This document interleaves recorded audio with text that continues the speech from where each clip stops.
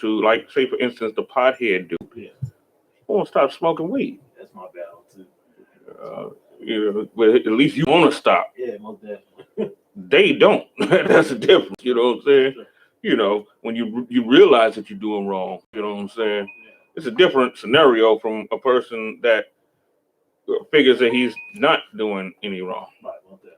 It's a totally You hear it different all the scenario time. there. People Right. get a personal opinion on it, like, I don't feel like weed is bad. Right.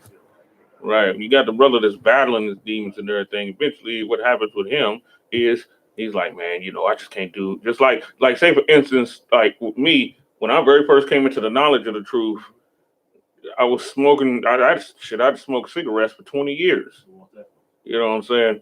And I was quitting for like 3 years. Right, You know what I'm saying? Right. I was quitting for 3 years, and it got, you know, even when I was getting into scriptures, I was still smoking dope.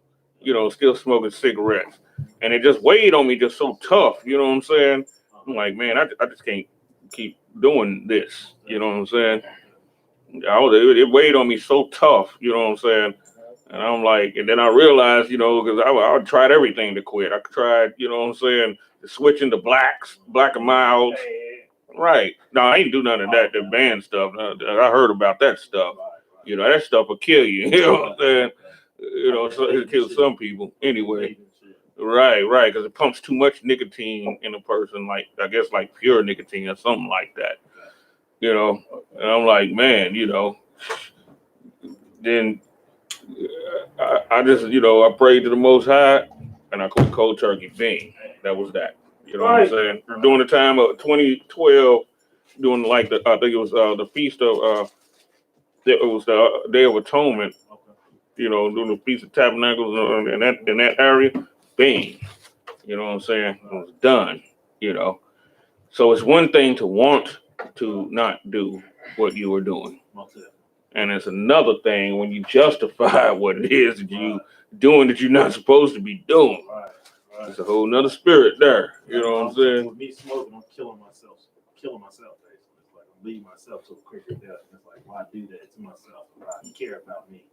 You know what I mean? And then with the knowledge that I've been learning, it's like, how can I help our people if I ain't getting in line myself? You see what I'm saying? Like, them are the thoughts to go through in my mind all day. Like, Right. if I ain't, how can I help? Because it's so sad when today I was talking to a brother, and you know, he was talking about the Mother Day just passed. Like, I don't celebrate all that. He's like, what you celebrate? You know, everybody always go to, oh, you Jehovah's Witness? Like, I ain't no damn Jehovah. I start telling them the things I celebrate. They're like, oh man, that's other white people stuff.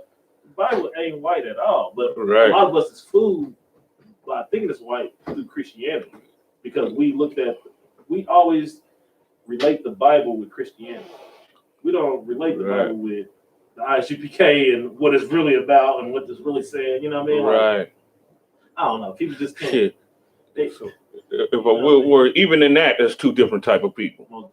Because you got the type of people that be like, yeah, this white man's book, this white man's book. Yeah. And then you go into the scripture and you show them where the Jews are black, where Christ was black, and then like, and then they get stuck. They're like, oh, damn. I never saw that. Right. But then you got the other kind, right?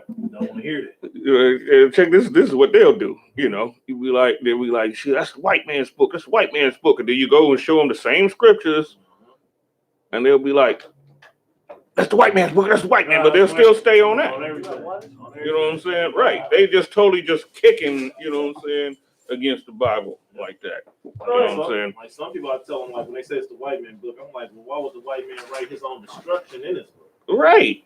And why would he write the Jews as being black? Right. You know, you see, Latino and Native American, right. He's nowhere on his list. Right. You so see, he wrote this book. Why did he? Right. It's just something so simple to understand. I mean, damn, you know, Tom Sawyer wasn't written about black people. The book of like Tom Sawyer and all of them books and stuff like that. You know, these were white people. You know what I'm saying?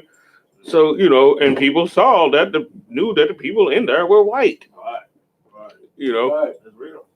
I mean, you know, but when people read the Bible and you can show them that the people were black, they'll say, white man's book. I swear to God, you see what I'm saying? Yeah.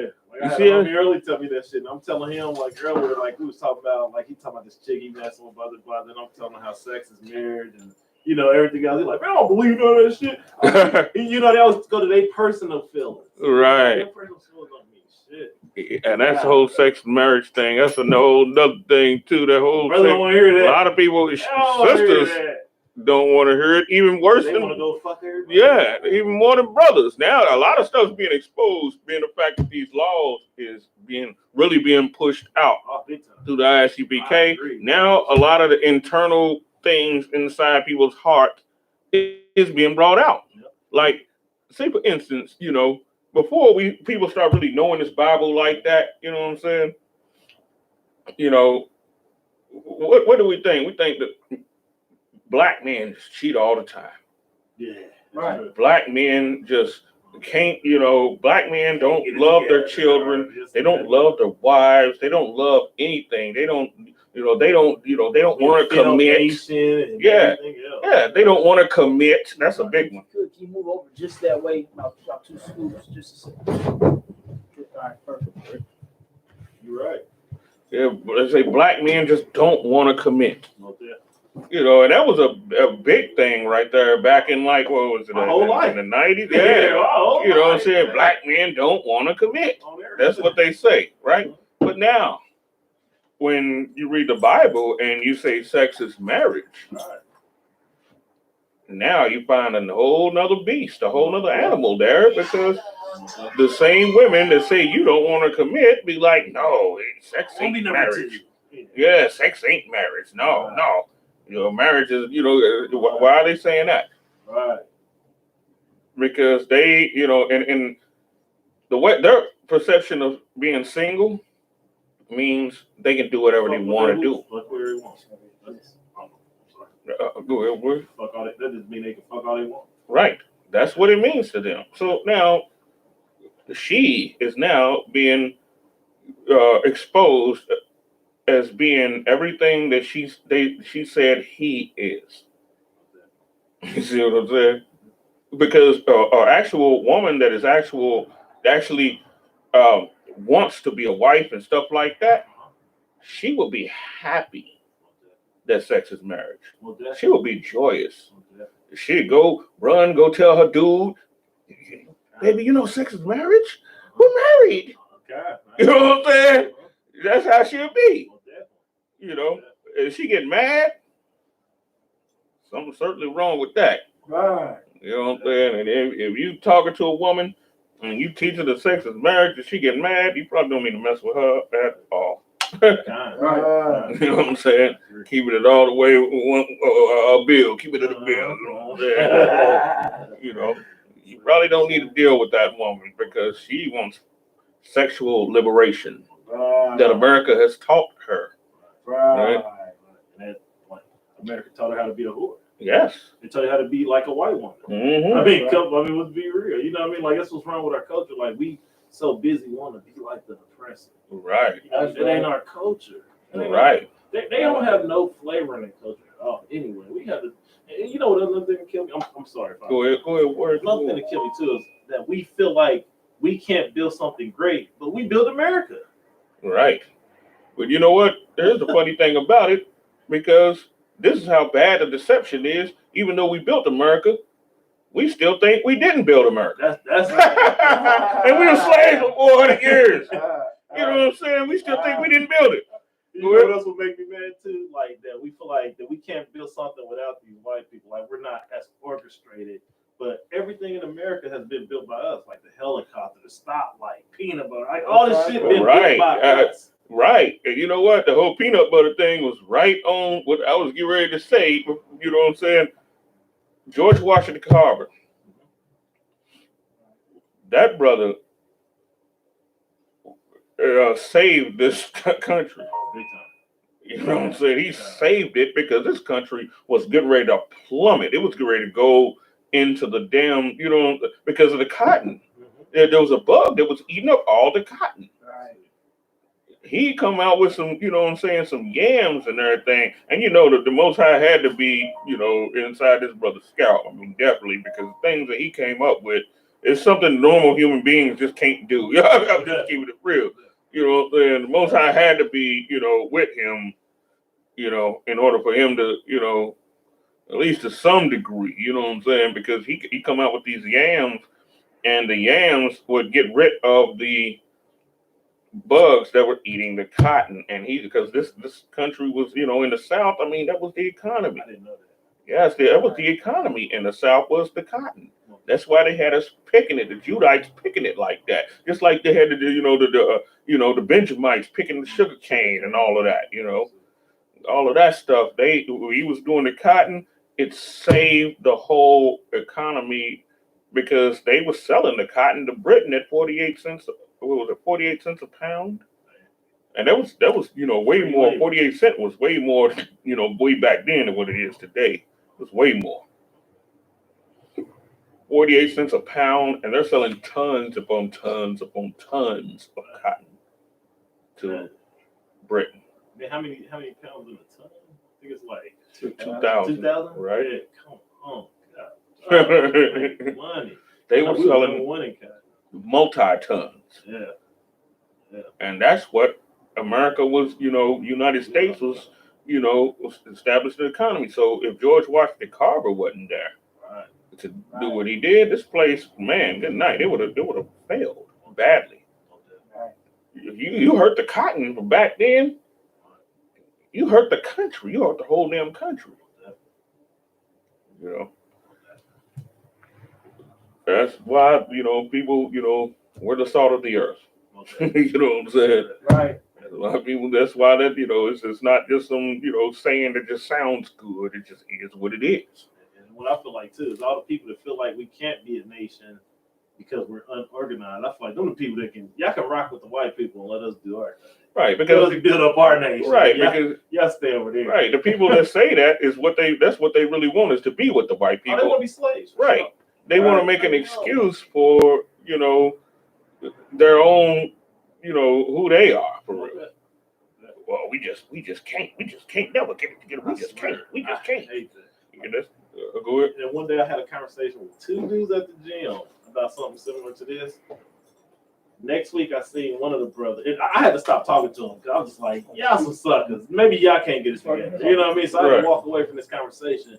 A week later I seen one of the brothers with his girl. And she happened to be a devil. So it's like, I see why that's your mindset. Right. I see why you feel like we can't get it together. Right. Because look who you going home with. And brothers always get the ugliest devil ever. It's like, man, bro, why don't you grab a you grab multiple sisters, man. Here's the thing, the reason why brothers grab the ugly devils is because when you're the lowest men in the kingdom, you don't get the best picks.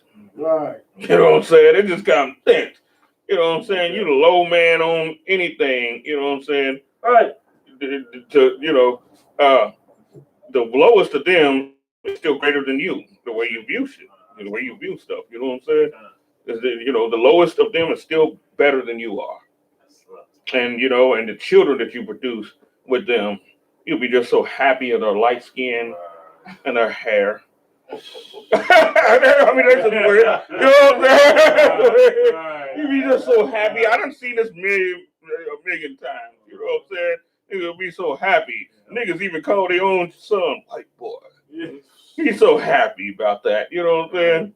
He call him white boy. Yeah. And a dude told me one time, he's like, my son, he can be black or white. No, your son can only be one thing because you're a nigga. Straight up. He can only be one thing, you know what I'm saying? He just look different, a little bit different, you know what I'm saying? But hell, mixed niggas is produced every day, B. It's not as uncommon as you think.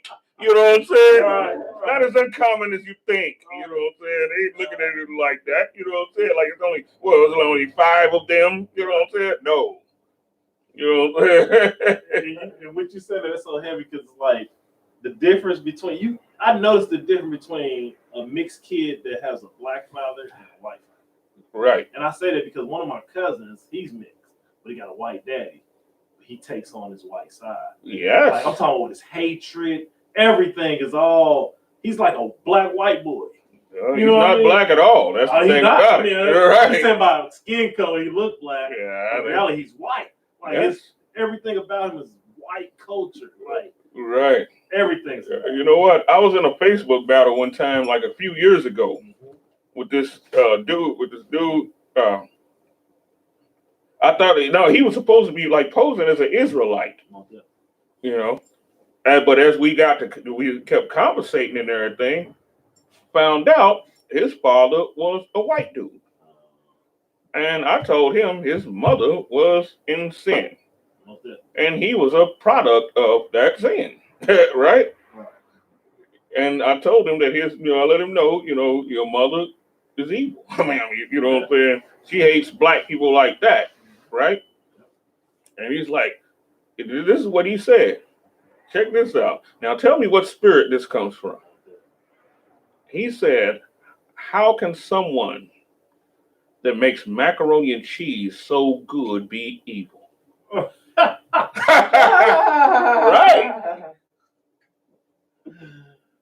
That was even racist to say that. Yeah. Hey, come on. This is her child. Right. That was birthed from her. You see the spirit that's inside that? Almost dead. What is that? Think about it. Let's talk about that. The spirit that's inside that. Now think about it for a second. Because what is the black woman to them? She's a maid. Right. How can someone that makes macaroni and cheese so good be evil? That's just like saying, how can somebody clean a house so good be so evil? I mean, it's like the derogatory term. And you see how he views his own mother? Yeah. You see how he views his own black mother? Yeah. Through the spirit of his father. You can just see the raw spirit of his father just in that quote, in that statement. Right. Is that how can someone that makes macaroni and cheese so good? He said mac and cheese, like one of these dude type dudes. You know what I'm saying? Yeah. How can someone that makes mac and cheese so good to be evil? Right. You know what I'm saying? You know what I'm saying? You see what I'm saying? That's the spirit of his father. Your spirit comes from your daddy. You know what I'm saying? You get traits from your mother, of course. I want to say, ever since the last time I talked to you too about the father situation, I've been hanging with my daddy lately. Keep hanging with your daddy. You know what I'm saying? I've been talking to him lately. Like I went hung with him the other day. I missed my opportunity. Yeah. My dad passed away back in 2004. You know what I'm saying? So I mean, hell, that's why I always tell brothers, hang, kick it with your pops. No, damn, you been calling me. I've been calling him. We've been building something. Damn right. Don't be one of them brothers that missed a whole, opportunity to do that. Right. I was gonna say, I just seen mine. Remember last time you was here, like, right? And we had problems. You're like, hey, don't say that. I Just talked to him the other day. I just seen him the other day. Everything's cool and all that. You know, we come back more often. Yeah, you know what? Right, just like when the scriptures talk about the spirit of Elijah and everything, right? We think about all the great things Elijah did and all the stuff. We're like, man, that's dope. But the spirit of Elijah is to bring the hearts of the fathers to the sons and the hearts of the sons to the fathers. Let's pull that scripture, though. Let's do that. Huh? You got a Bible? I can take the one you got. Okay. Oh, yeah, give it. Oh, you got it? I'll pull it up. Okay. I got it. 46.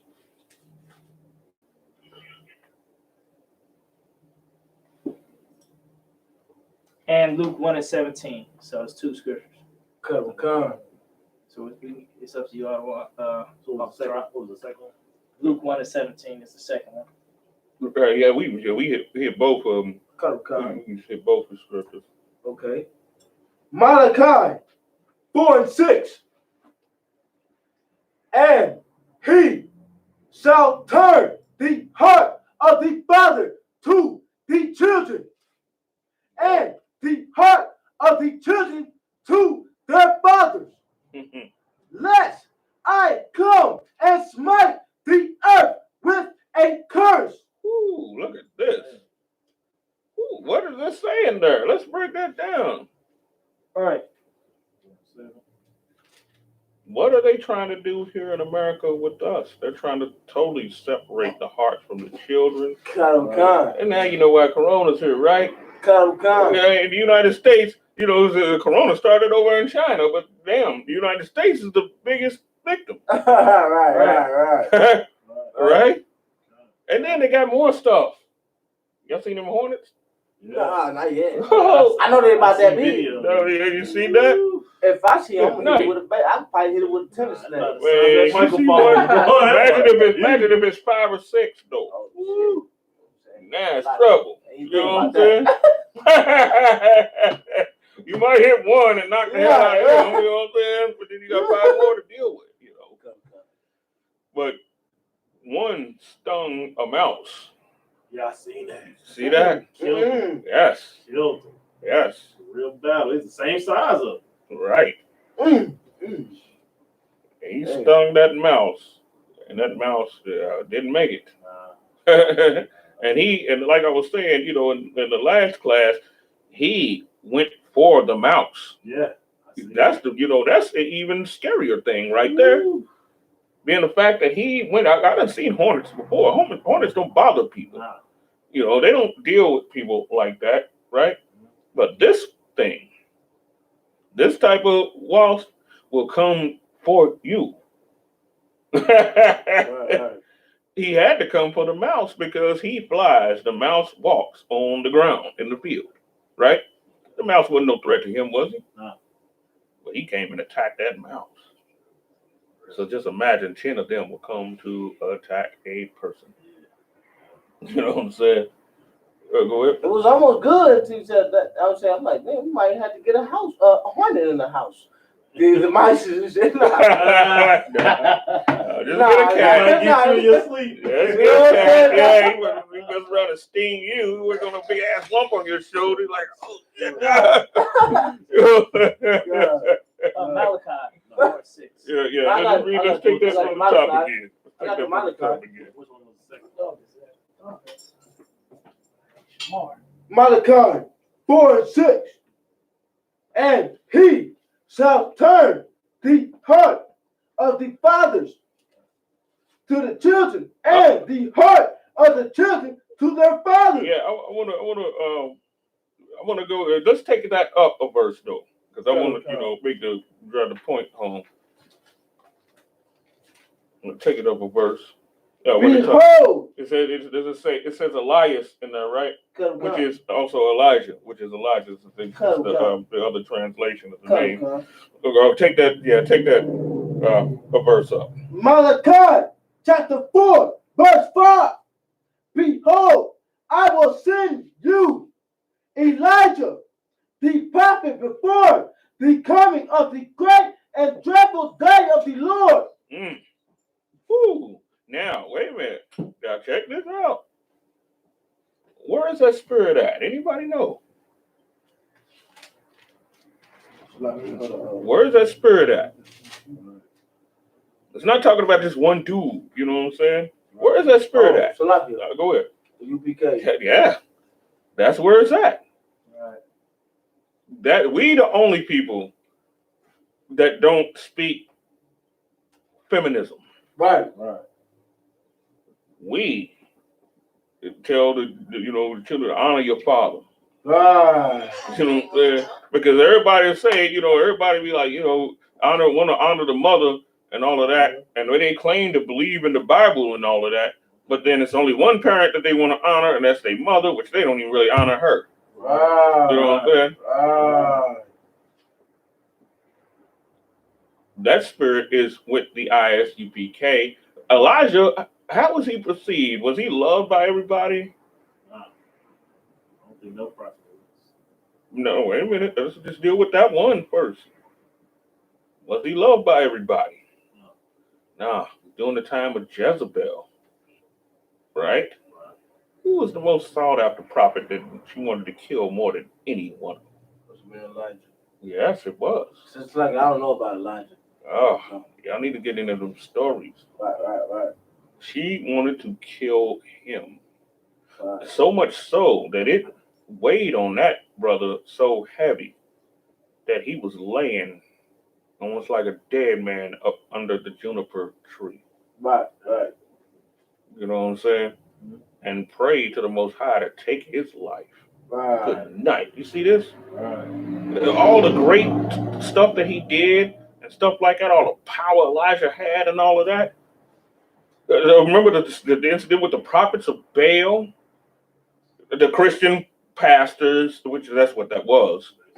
That's what it was. You know what I'm saying? Right.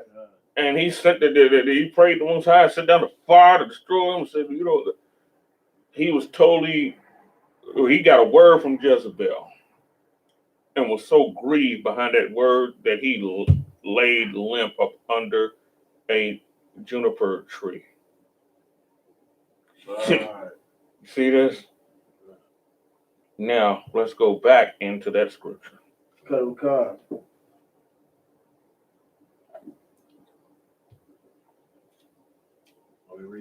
Go ahead. Malachi, chapter 4, verse 6. And he shall turn the hearts of the father to the children. Turn the hearts of the father to the children, and the hearts of the children to their fathers. Man, that's one of the biggest things that's going on in America. One of the biggest plagues with black people right now as we speak. Right. What do they say? You know what? Here, check this out. I saw a pastor say, he said, he was up preaching at the pulpit, and he said his father wasn't there in his life, right? Right. But I knew the backstory. His father died when he was like 5. And I don't know what his father did for a living, but his father left his mother a package like you wouldn't believe. She bought a mansion. She owned that, the big house that was turned into a church for her sons. She drove like she had like 4 cars. This woman's like 90 something. She had like 4 cars. She had an SUV, a BMW. She was a school teacher. You don't make money like that being no damn school teacher. Hell no. You know what I'm saying? She was a retired school teacher. Her house, she had a movie theater in her house. Like, for real. You know what I'm saying? She had like 4 rides that she don't even drive. Right. He left her a package like you, and she raised her son, and she, she made, her sons, made good money too and everything. But I mean, damn, she had more money because he, dude died and everything. Dude, passed away back when the brother was like 5, but he would have the audacity to disrespect his father by saying my father wasn't there, as if he left. Right. He died. Right. You see that? Right. That man died. He probably worked himself to death. Who knows? Because that happens a whole lot too with black people. A lot of black men work themselves to death. They died from their jobs a lot of the time. And that was probably might have been the situation with him. But now think about that for a second. Now, what does that teach the congregation? That his daddy just left out on. Right. But when they see a black man that honors his father and everything and all of that, and they see the connection between the father and the son, that becomes this crazy thing, like so peculiar, and everybody's looking at you with a like weird eye, because this empire teaches for black children to hate their fathers, regardless. And you know what? It don't matter whether he was there or not. It don't matter. I knew black fathers that were in their children's life, in the house, all of that, and they still hate them. And they did every damn thing. They put their ass through college. And they still hate them. Right. Because that's what's taught in America. Right. That's what's taught. Right. But the spirit of Elijah is to do what? Bring that scripture out again. Is to do what? Malachi, chapter 4, verse 6. And he shall turn the hearts of the father to the children, and the hearts of the children to their father, lest I come and smite the earth with oh, what does it say? Unless he do what?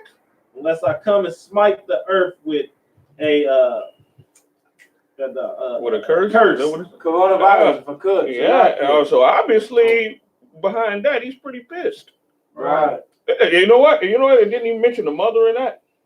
Right. The Bible say honor thy mother and thy father, right? Right. But notice it only mentions the father for that. Right. Which parallels with the time that we're living in right now, where the father is dishonored. Now, you know, mama, she a queen.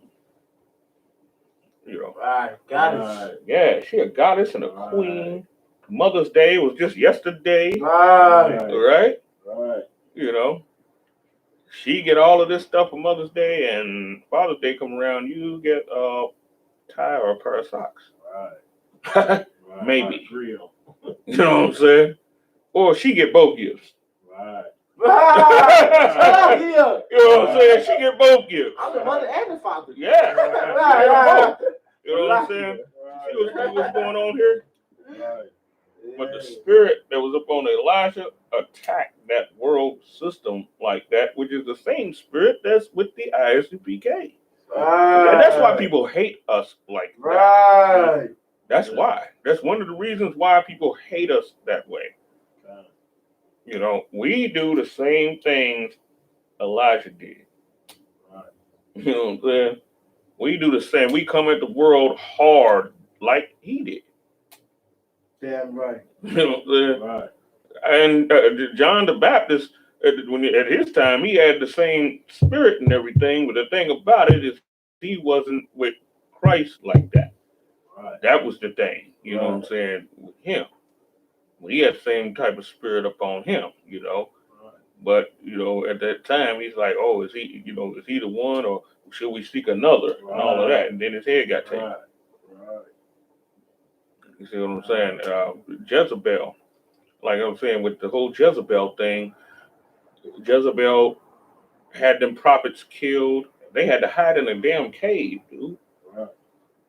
That spirit is powerful. People don't understand it. That spirit has a lot of power to it. You know.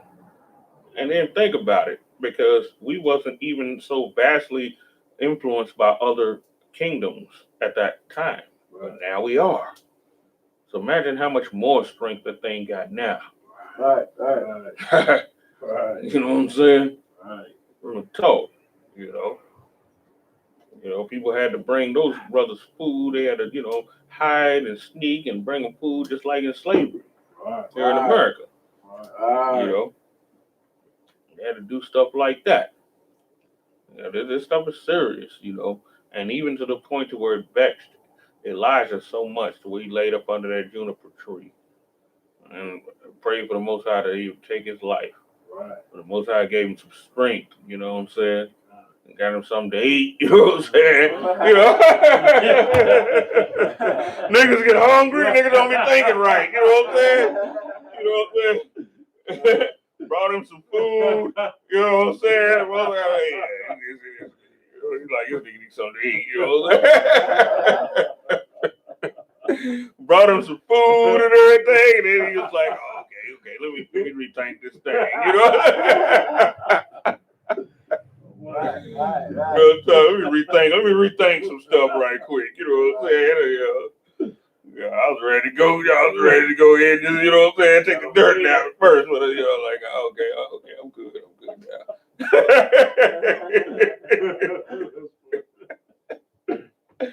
You know.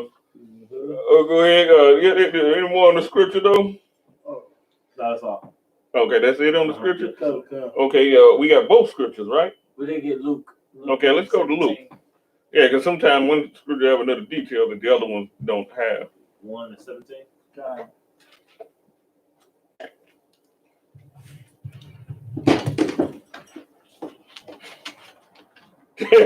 You heard word?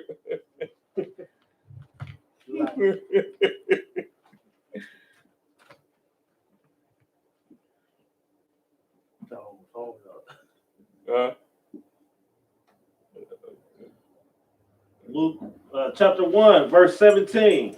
And he shall go before him in the spirit of the power of Elijah to turn the heart of the father to the children and the disobedient to the wisdom of the just, to make really a people prepare for the Lord. Yeah. You think that's an easy job? Right. It's something soft to do that that you're going to be soft with it. Right. No, it's hard, and you're going to be hated. Elijah was hated. You get what I'm saying, right? Remember the scripture when it talks about if you come to serve the Lord, prepare our soul for temptation, because you're going to be tempted to not want to do this. Right. Right. This is not an easy job. You're going to be tempted to not to want to do this, and that temptation is going to come all the time. It's going to always strike at you. It's going to be one of your biggest adversaries. And read that. Take that. Give me that scripture again. Luke chapter 1, verse 17. And he shall go before him in the spirit of the power of Elijah, to turn the hearts of the father to the children, and the disobedient to the wisdom of the just. Because how are black men nowadays thinking about their children? How are we thinking? To hell with that nigga. That little to hell with them. Which is, and a lot of things you can't blame them. Right. Just like the whole thing with Corey Holcomb.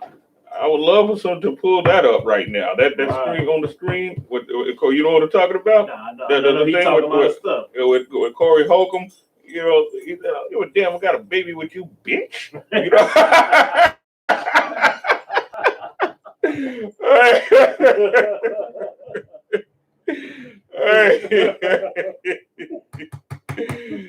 what I want to pull that up on the screen if we can. Corey Holcomb, I'm gonna look it up right quick. Man, this is it. Hey, Corey Holcomb's a damn clown, man. I don't agree with all he say, but goddamn some things he say,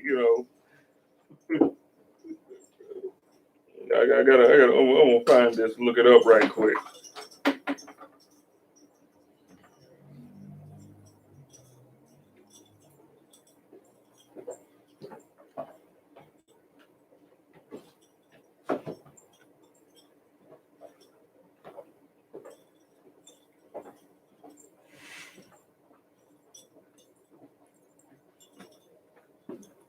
Yeah, I got to find this and go, right along with what you said. That's like, you still want to cover over that Sean Reed?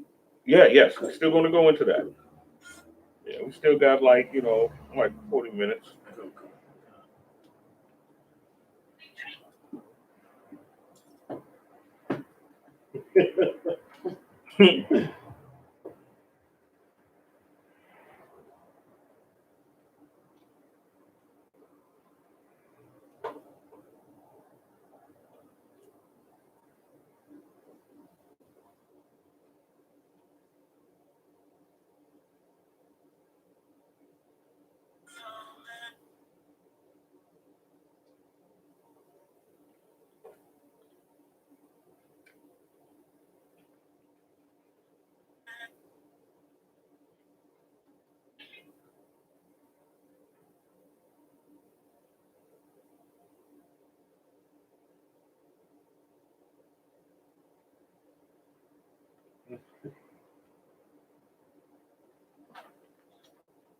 Oh, sure. I say this. Yeah. I think I found it. Oh. So it's behind you. You found it? Okay. There we go. There we go. Because I ain't finna go through no shit over no mother. Look, let me tell you something. I say this on air. I don't give a fuck if I got a baby with you, bitch. If you a problem, fuck you and that baby. That's who the fuck I am. And they do too. They be alive. If I will, can we stop it for a second? Now, notice how she's trying to defend it. She's like, well, they do too. They do too. And she's giving cut real tough by what he's saying. That's why she's responding that way. The way she looking Right. Right. Hey, can we rewind it back in just a little second, just see what everybody see what I'm If you're talking a about? problem, fuck you and that baby. I'll make another one. And That's who the fuck I am. And they do too. Yeah, she said, and we had to notice. She said, and they do too. Like we'll make other ones. We'll make other babies too. You know, you see that? They're just trying to, come in, protest to what he's saying and everything, because they use the babies to control us. Right. Niggas be loving their kids. Right. You know what I'm saying? Niggas Right. love their children. Right. The black men love our children, and what do? That's why it's so effective, so much of an effective tool in using against us. Right. You know what I'm saying? That's why a lot of them try to have more by you. Right. They feel like the more I have by you, the more control I have. You're right. Exactly. They got one with you. Okay, that's a measure of control, but they got three. Right. They got three with you. Right. Good night. Now they got your whole damn life. Right. You know what I'm saying? Right. And what is it? Wait a minute. Give me that scripture when it say the adulteress shall hunt for the precious life. Let's go there.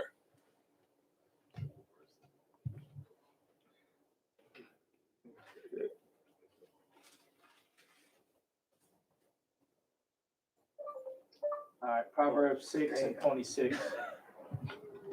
Good. Hold on. Oh, that's yeah. Proverbs 6:26. Like Proverbs chapter 6, verse 26. Chapter 6, verse 26. I'm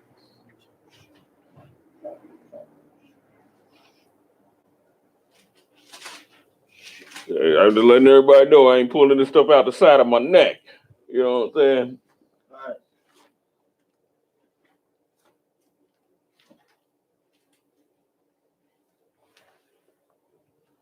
All right. Proverbs chapter 6, verse 26.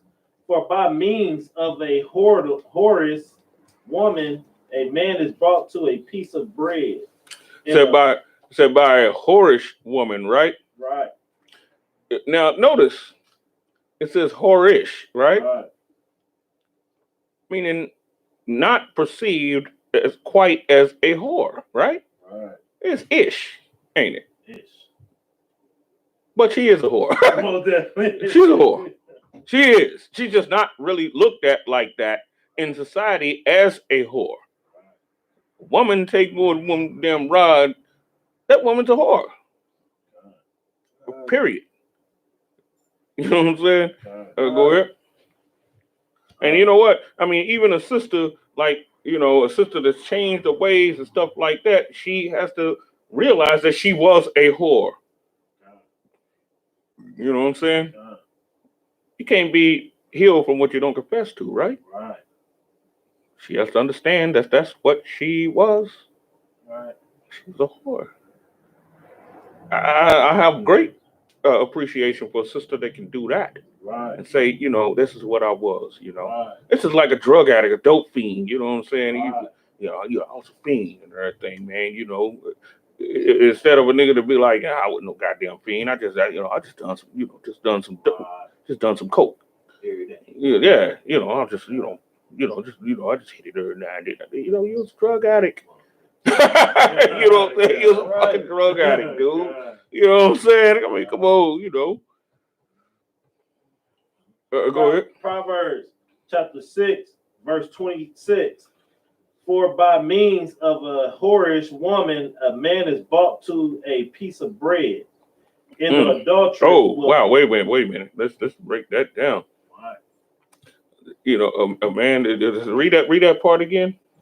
For by means of a whorish woman, a man is brought to a piece of bread. To a piece of bread. What does that mean? Can anybody break that down? Good time. Does it mean the man ain't worth That's for shit? Kaposh. I already know he can break it down forwards and backwards. With you two guys. Do it mean that the man ain't shit, but a piece of bread? No. Okay. What it means, he's reduced down to that. Gotcha. You ever seen? Yes. He's reduced down to that because a piece of bread, it gives you only enough to survive for the moment, right? Now think about it. Imagine how many dudes you knew that went broke, Right. and he only had enough to survive. Right. Right? Think about it. Now the dude has a nice house. I had a buddy named Dennis. You know, back when I was in the world, you know, he was a married dude. His brother was married and everything. He used to go to strip clubs and all of that stuff. You know, he had like 18 acres of land and a big old house. Right? He worked for Ford Motor Company, and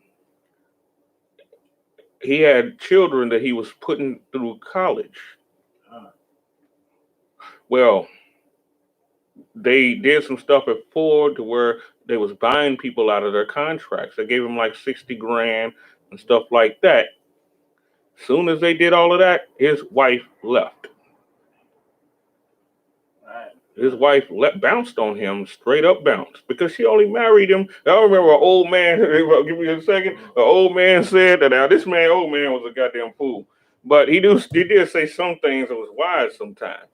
He said, hell, that's the only reason why she married your ass, because he had a goddamn job. His name was Art. You know what I'm saying? Because you had a good goddamn job is the only reason why she married you. You know what I'm saying? And yeah, I'm like, damn, man, that's true. That, you know, that's what they be on. And soon as he lost that, they bought him out of that contract and all of that. They bought him out and everything because they had him doing the stocks and all of that stuff. Bought him out for 60 grand. He didn't have no control over that. And as soon as that happened, his wife bounced. Because he had to take a job now making half of what he was making before and couldn't obtain the lifestyle that she was used to living. You see what I'm saying? And now he ends up in, you know, they go through a divorce or whatever. She'll get the house. He wind up in an apartment. You know what I'm saying? Or a sleeping room. Because when I stayed in the sleeping rooms were filled with men that were divorced. And a lot of these dudes had stuff. You know what I'm saying? They were, you know what I'm saying? Some of them were white collar dudes. They was brought to pieces of bread. That's what that scripture talking about. If I could, I got another story of a true story.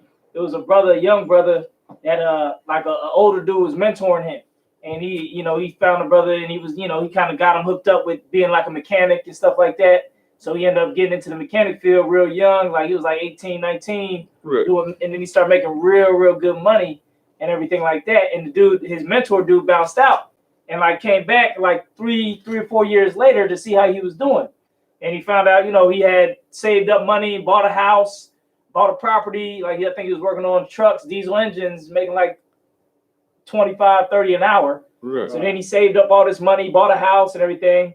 And he had got with this chick, this older chick with like 2 kids. Now he's only like 21, 22. And so she's like 31, 32 with 2 kids. So they get together and she's all super fine and super sexy and everything like that. But the mentor didn't know this was all going on. He found out later what was going on.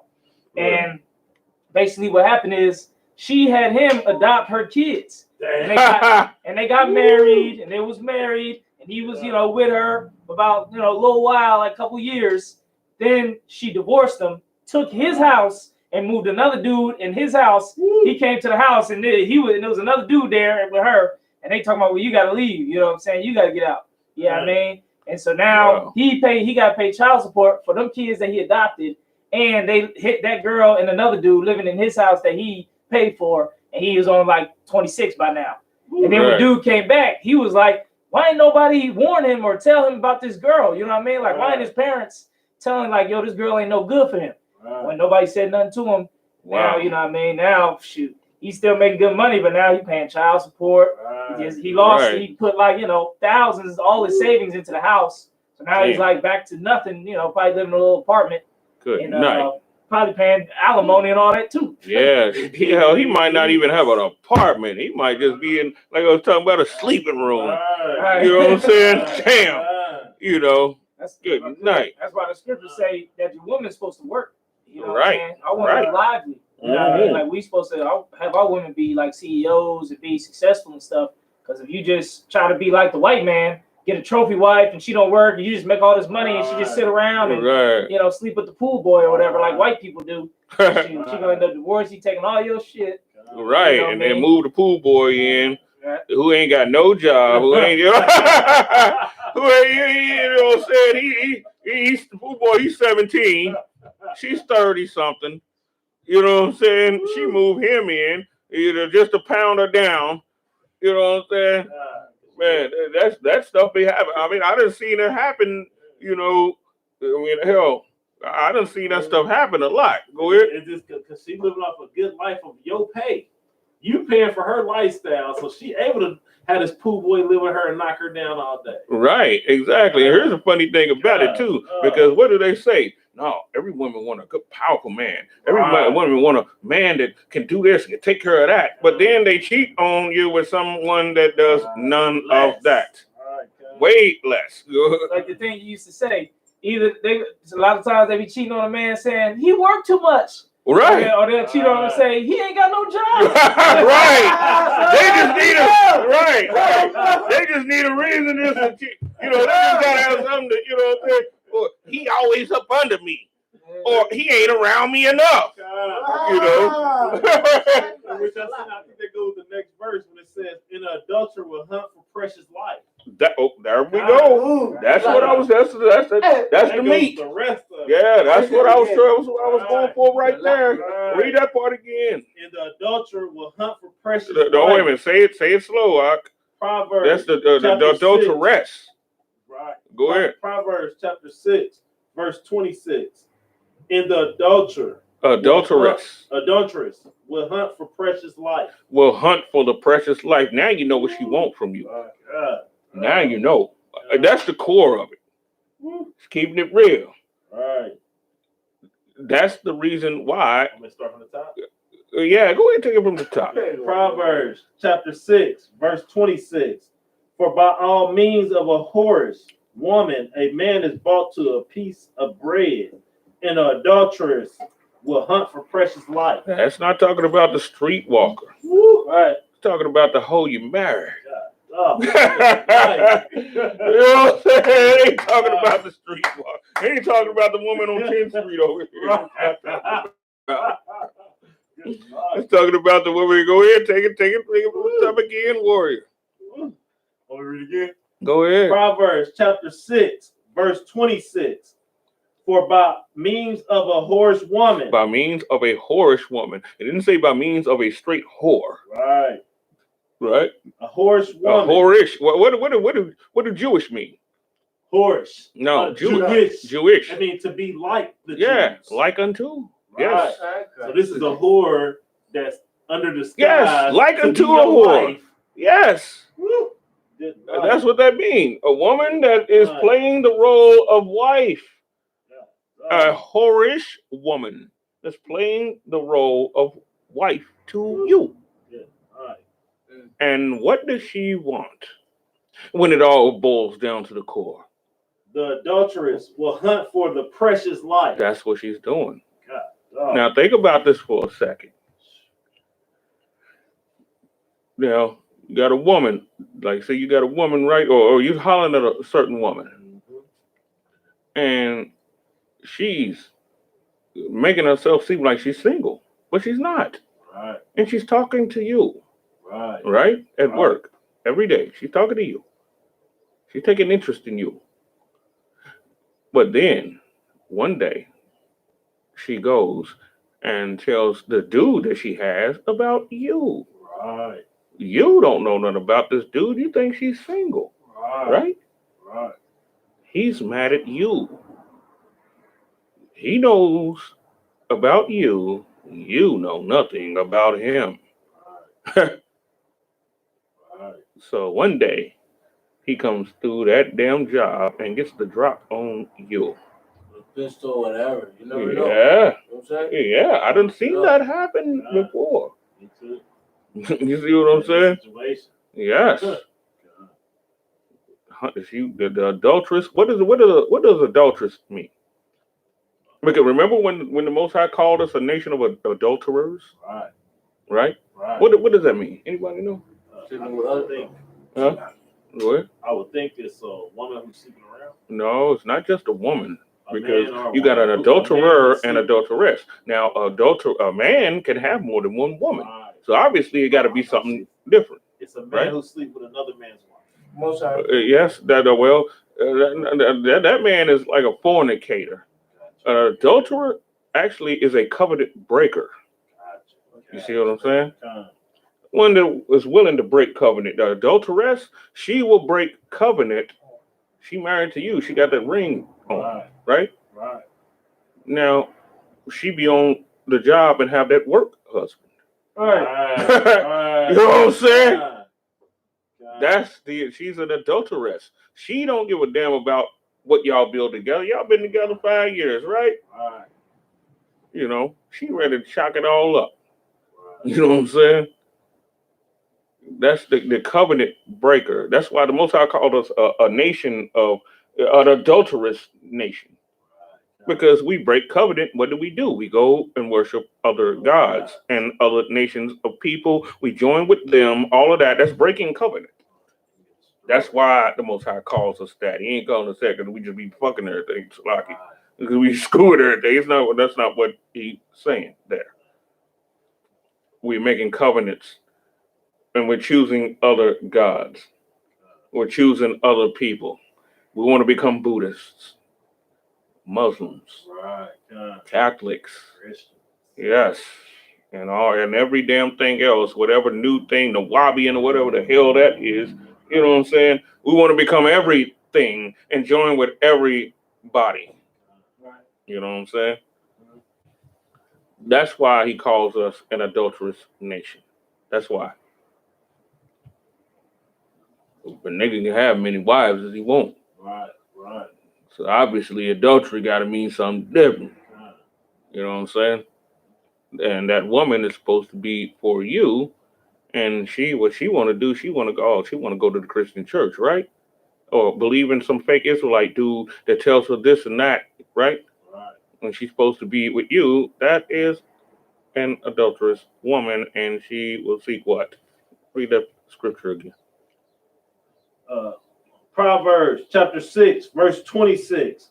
For by means of a whorish woman, a man is brought to a piece of bread. Brought down to nothing, where he just barely got the bare things that he needs to live.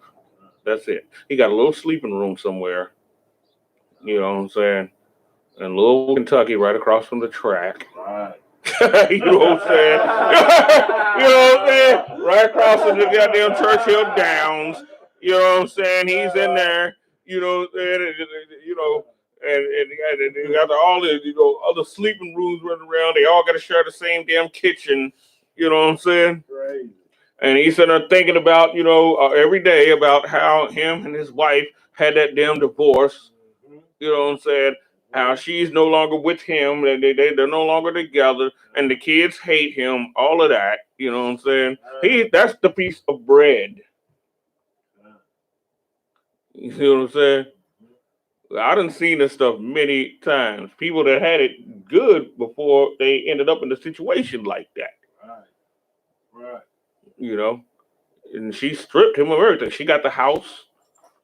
You know what I'm saying? Yeah, she got everything. And moved. Right, exactly. She got all of that. That's why the white men were killing themselves for child support. Y'all know about that? White men were blowing their own brains out behind that. They kill themselves for anything. Yeah, the cops. It was cops too. Even police officers that were put on child support were blowing their own brains out because of child support. And here's the funny thing about it though. The white women made a movement behind that. Said child support is killing our men. Dang. Yes. Never heard of it. You know what I'm saying? Never. Right. White women made a movement behind it because white men were committing suicide because they were treated like niggas. Yeah. Think about that. So imagine the stuff that we got to go through. Right. Good night. Right. They can't take what we got to go through. They can't take it. We just take it on the chin. Go ahead. It's funny you said that because they can't even take the toilet paper thing. right.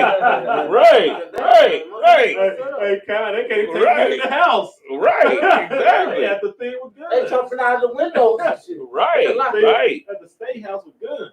Right. They can't even be in the house. Yes. And they feel they've been treated like niggas. They feel they've been treated like a nigga. They ready to die or kill. One of the two. But then they can't understand why we would even be angry, right? Yeah. Wow. Ain't that something? Kind of. That's why the Bible say oppression make a man mad. A wise man mad? Yes. Yeah. It does. Oppression makes a wise man mad. Yes, that's why it says that. All right. It does. It drive. What does it mean to be mad? It means to drive you crazy. It don't mean just to be angry. To drive, damn, lose your goddamn mind. Right. Snap. Right. Do something. You know. Because you can't oppress a free man and expect for him just to be like that. You know, just to take it. We're slaves. Well, definitely. We've been slaves for a long time. Go ahead. Long time. And you know what's funny? What bothers me too is like, let's say when I go over my wife's parents' house and they Christians to the fullest. When I leave there, I have to put on ISUPK because it's like I can't take all the pressure that was given to me in that house. Like I leave out of there like, oh my God, I have to listen to something to bring me back to life because all the shit I just felt like I took in there, I can't take it out with me. Right. You know, Yeah. Right. Yeah. Right.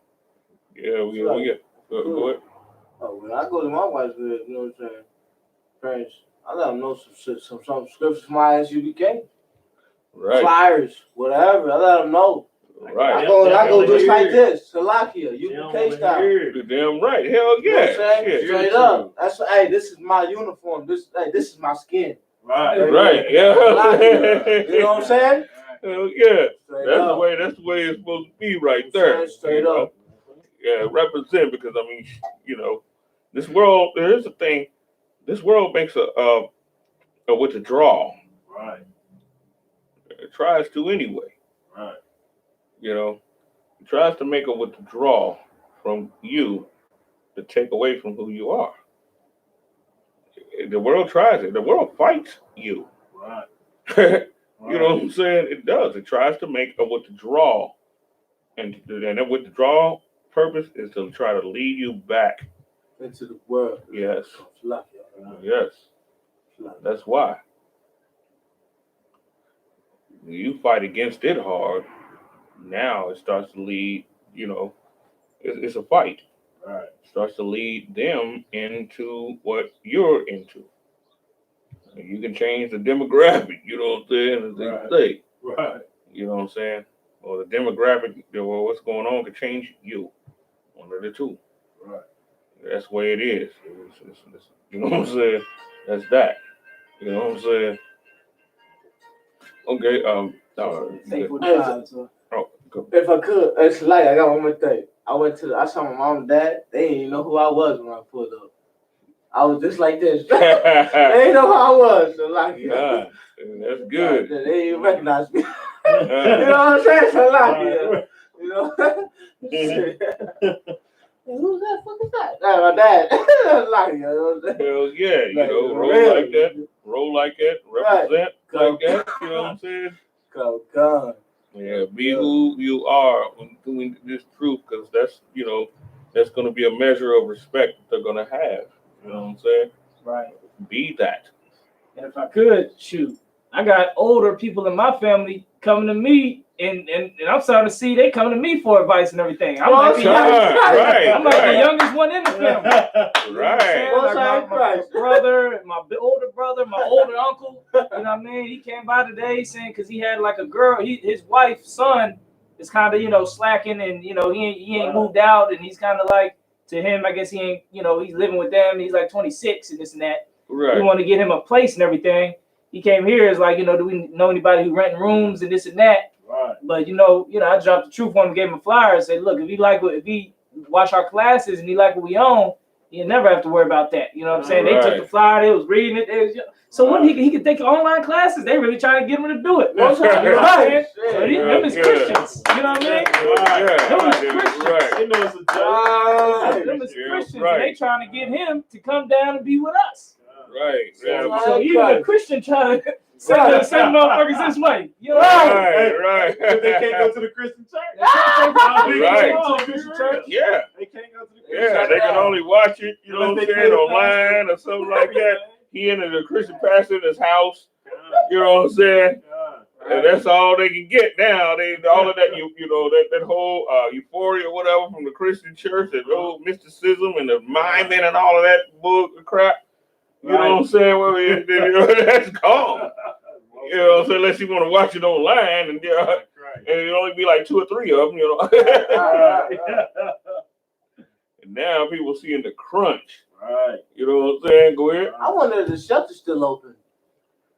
Where the church? Oh, When the no. church going? Right. I don't even know. Straight up. I wonder. Straight up. Right. That's true though. I ain't thinking about that. I know one thing. If we were to open up a shelter, it'd be everybody be up in this thing. It'd be Right. up in this thing. 'Cause that's Right. basically what they was looking for. It was Right. hoping we was a shelter. I said, he gotta come out classes first and see if he like what we own. Right. If he like what we own, then that's what's up. But Right. if he on some old, I love everybody, then he go to Christian church to get help. Go to that guy. Right. Right. You know what I mean? Right. That we can do for you. Right. Exactly. You can go to that Christian guy. And why is it only that Black, Latinos, and Native American Indians love everybody? No other nation. Nobody. Loving everybody. You know what? The only time they say that, the other nations will say it, but they don't believe that I ain't never in heard their of heart. I heard them say it, but they only say it to you. Right. That's it. So you can be a good slave. Yeah. God. They only say it to you. God. They only say it to black people. God. That's it. When they among themselves, they don't talk like that. Oh, definitely. You know what I'm saying? They only say, things to you because they like, well, I gotta say this is loving everybody because he might start to gather his stones back or whatever. You know what I'm saying? Start to be know who he is and all of that. Right. Go ahead. So you basically said they saying that to keep you weak. Yes. God. Yes. Because Because that's what the world says, them. right? God. Yeah, that's what the world says. God. That's the anthem of the world. And he's saying the world is based on what? What is that scripture when it say the Romans the destroying of them be the riches of the Gentiles? Remember that scripture? Oh, I heard of that before. I know. I'm paraphrasing. I didn't say it right. Look that up right there. This is one thing that they understand that we don't.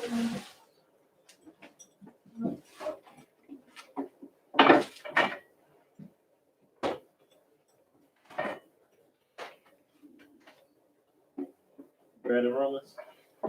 Romans 9:23. Okay, there we go. I think that's it. They understand this. It's in their spirit. Even if they don't know who we are, particularly, and all of that, this is deep inside them. Romans 9, chapter 23. I don't think that one's it. Try, let's see, 11 and 12.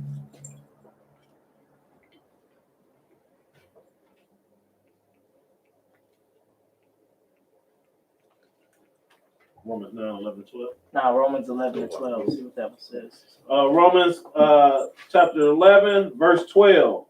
Now, if the fall of them be the rich of the world. Oh, wait a minute. Go ahead. Read that slow. Now, Stop right if there. the fall of them be the riches The fall of the who? world. The fall of who? Of the other nations. No. Of us. Yes. Oh, God. But Yeah, read that. Let's take it from the top. Okay. Romans chapter 11, verse 12. Now, if the fall of them be the riches If the fall of them is us, Black, Hispanics, and Native Indians, be the riches of who? world. Yes. Who's the world? Every nation but us. Yeah, there we go. Go ahead. Like, the father, you know what I'm saying? They're eating off of us. Our Yes. blacks. You know what I'm They're saying? eating The father of blacks, Spanish, Native Indians, which is today. They're Right. eating us. Right, Not just eating off of us, they eating Eating us. us. I agree. You know what I'm saying? Right. You know, go ahead. In the denial of them, the riches Oh, of the It Gentiles. said the denial. In the denial of them, The denial, is that what it riches of the says? Gentiles. The denial? The diminishing. Diminishing. Okay, yes. Diminishing. That's the word. In the diminishing of them, The the riches, diminishing. What did diminishing mean? the destruction. No, not particularly. Go ahead. Destroyed. No, Diminish. diminish anything. What does it mean? Kill? I got the definition. Oh. Cut. You want it? Cut. Oh, slide. Diminish. Make or become less. The pain will gradually diminish. Decrease, decline, reduce, lessen, shrink. Planned Parenthood. Right. Abortions. Yes. The diminishing, because what was the promise? That we would be, as the stars of the heavens and as the sands of the sea, wasn't it? Right. Wasn't that the promise? Right. Why are we only 12.3% of the population here in America after we've been here 400 years? Diminishing it of Yes, Right. we've been here a long time. Right. We would just imagine if it wasn't for like things like Planned Parenthood, Right. it would be so many niggas. It's Right. lucky. Why do you think the Egyptians? What was the Egyptians saying? What was their biggest problem with us? Kill the sun. One of the biggest problems with us, anyway. We kept multiplying. Yes, we kept multiplying. You know what I'm saying? Right. We kept multiplying. So go ahead and give me the scripture again. Romans chapter 11, verse 12.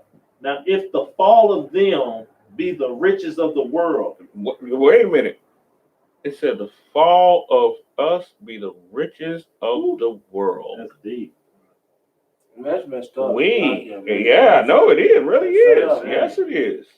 So they The know fall of us are the riches of the world. So what does it say about us and them? We can't be on top at the same time, can we?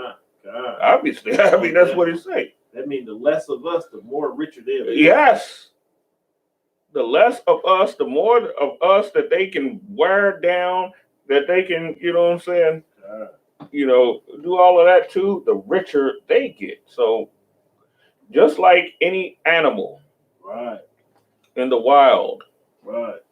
the hyenas, they can't survive if the lions is dominating, and the lions can't survive if the hyenas is dominating.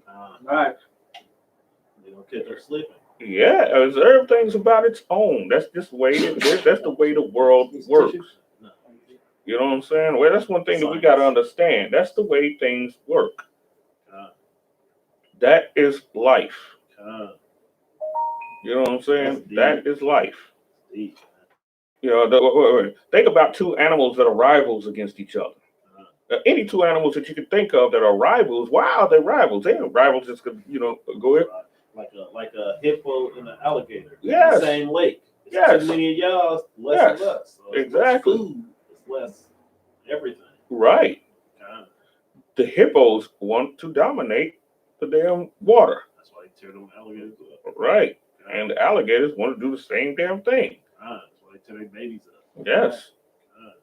And if I could, recently I was doing some house searching, for some property, some houses for rent, but I don't want to move into the apartments and stuff like that, right? Right. So we're looking for houses, but as you notice, it's not that many, and the ones that is vacant, people is trying to get them. Right. So think if it was twice as many niggas here Right. trying to get houses, not trying to be pushed in the little apartments because they make a big apartment, throw a whole bunch of niggas in them. But what if the niggas was trying to all move in houses? Right. It'd be less houses for devils.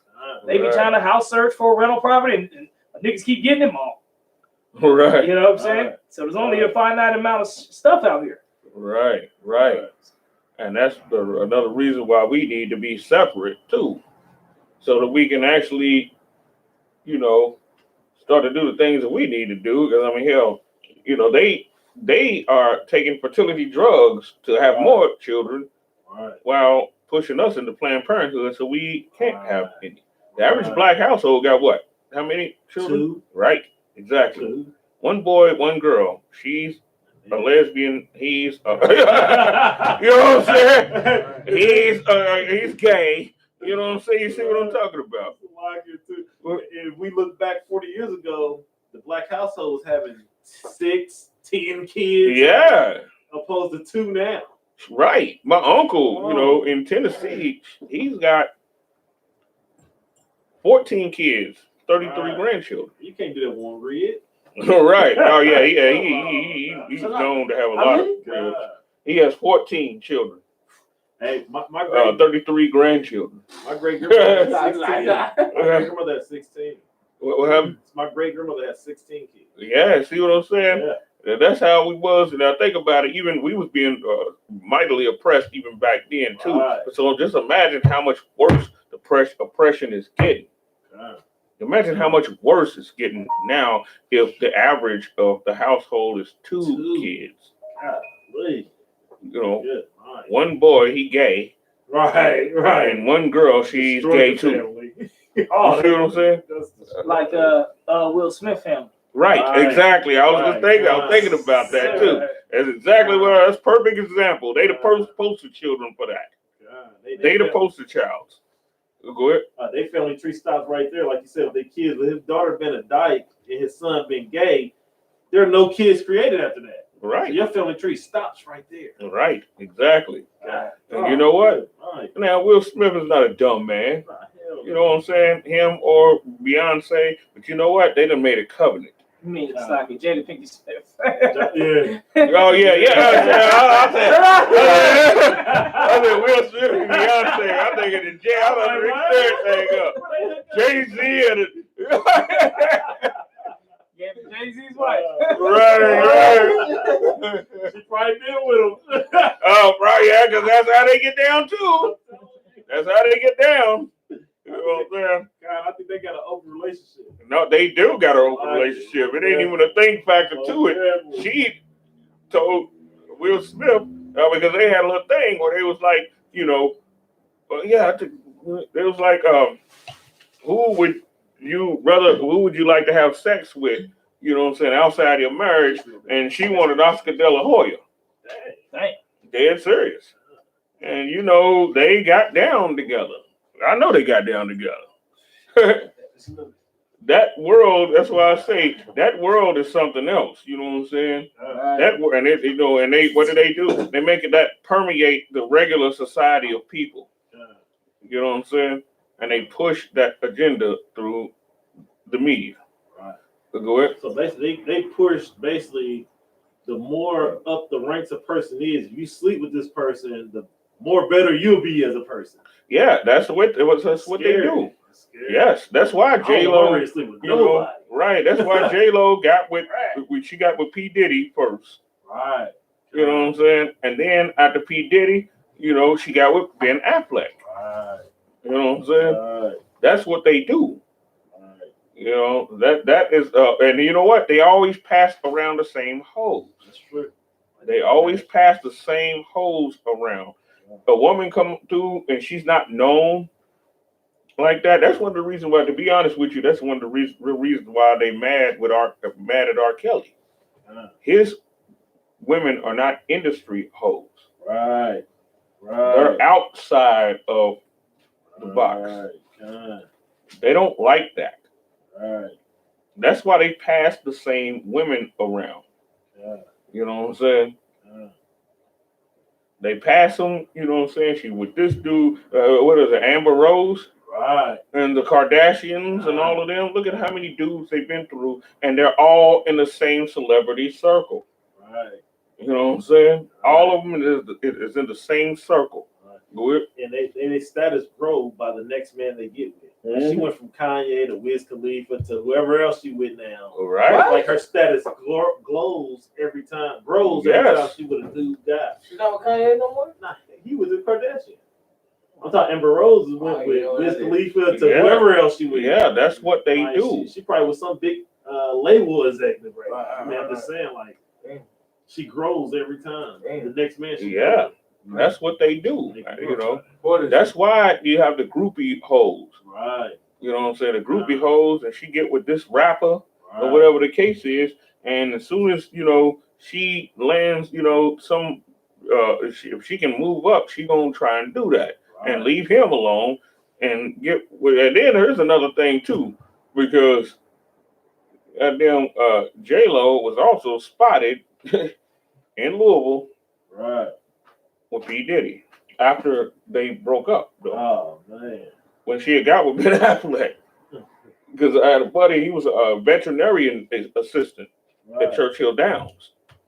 And P. Diddy, you know, the Churchill Downs where people, you know, gamble on the horses and all of that, you know. He was spotted there with her, even after she had left him for Ben Affleck. Like, damn. You know, the stars go through there all the time. You know what I'm saying? That they were seen together. They all passed the same hoes around. You know what I'm saying? And that's why they mad at R. Kelly for real. Because they don't like people outside of their circle. Go ahead. And that kind of takes us back to the Luke when we read it before. How the man is now narrowed down to a piece of bread. Right. And this woman, you know, like. Right. I mean, it takes us back to that same verse. You know what I mean? Right. Exactly. You know. That's crazy. God. As a matter of fact, let's go to Sean Reed. Damn, I know we running way behind. You know what I'm saying? We done passed time in this bad boy. Sean Reed. Let's talk about that. And I got a scripture, Jeremiah 9:21. I took the tab off that you had. I'll pull it back up if you need it. I pull it back up if you need it. The video, right? Yeah, we that's you get that one video? Is it the video on it? Jeremiah. Okay, let's get that. Let's do that. Where's that? Jeremiah 9 and what? 21, 9 and 21.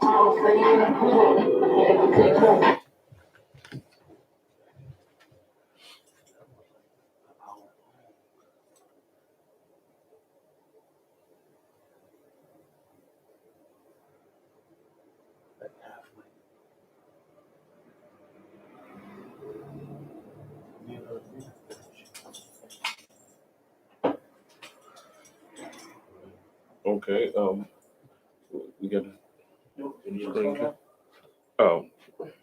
was it we're gonna pull up the video that wasn't on there? Okay.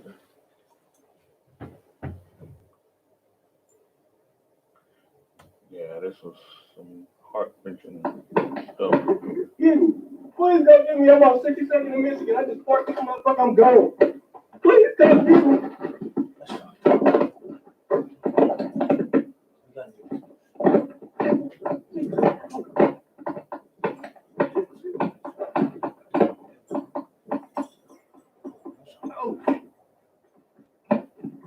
What'd you say?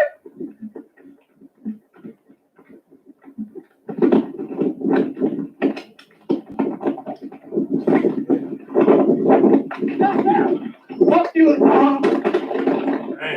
What was that noise for? Taser. They tased him and then they shot him. Yeah. Crazy part, they try to say he had a gun on him. How you got a gun and a phone in your hand? And he could obviously see his other hand. He's like this. Right, other hand. Don't nobody be like this and they got a damn gun. You know what I'm saying? He's trying to get away. Oh my fuck, he got.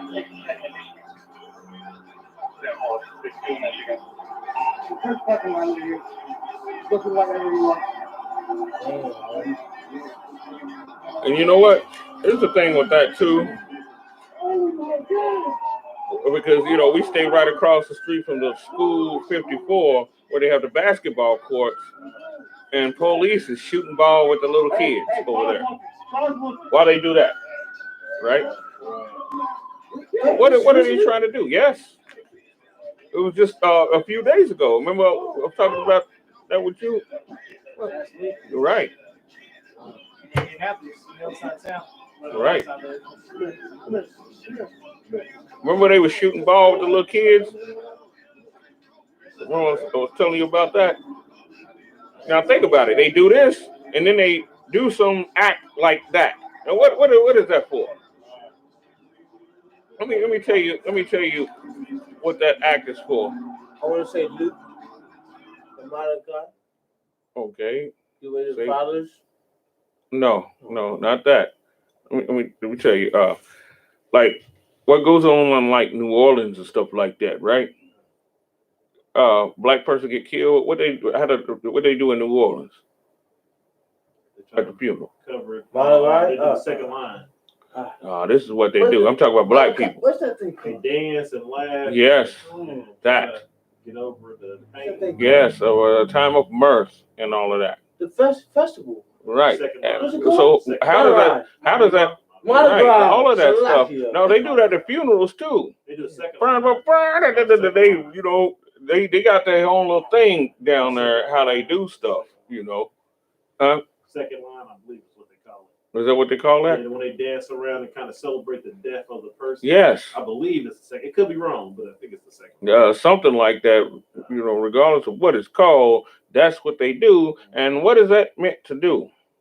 How does that go over in black people's psyche? It makes you feel like It makes you feel like it's a party for this death, or kind of make you get over it kind of quicker. No. It makes you not see the enemy as the enemy. Because if one of us was to kill one of them, would the same celebration go on? Nah. Yeah. Why not? Because it was a dirty nigga who did it. Basically. Yeah, you see what I'm saying? Yeah. They're not gonna celebrate.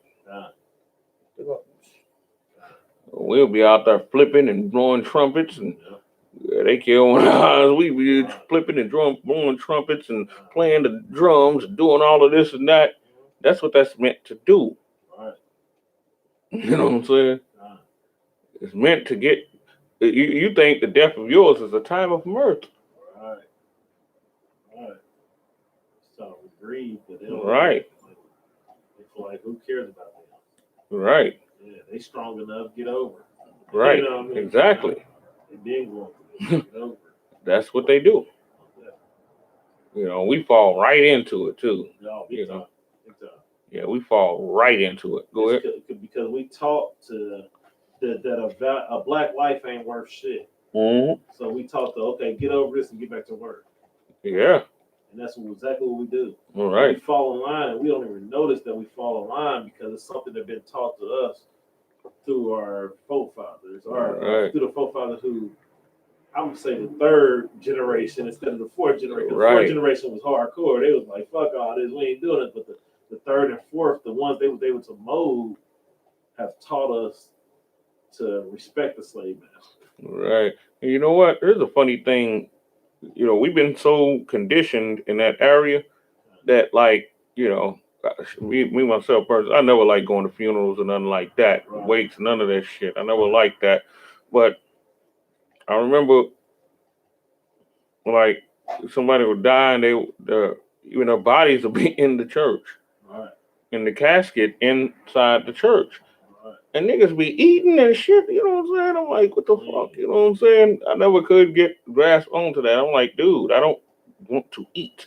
I didn't even know that sometimes there wasn't no person that was even close to me or nothing like that. And I still didn't. I didn't want to eat, you know what I'm saying? Body's just laying over there and everything in the casket, and niggas want to grub down. I'm looking at everybody else and they fucking throwing.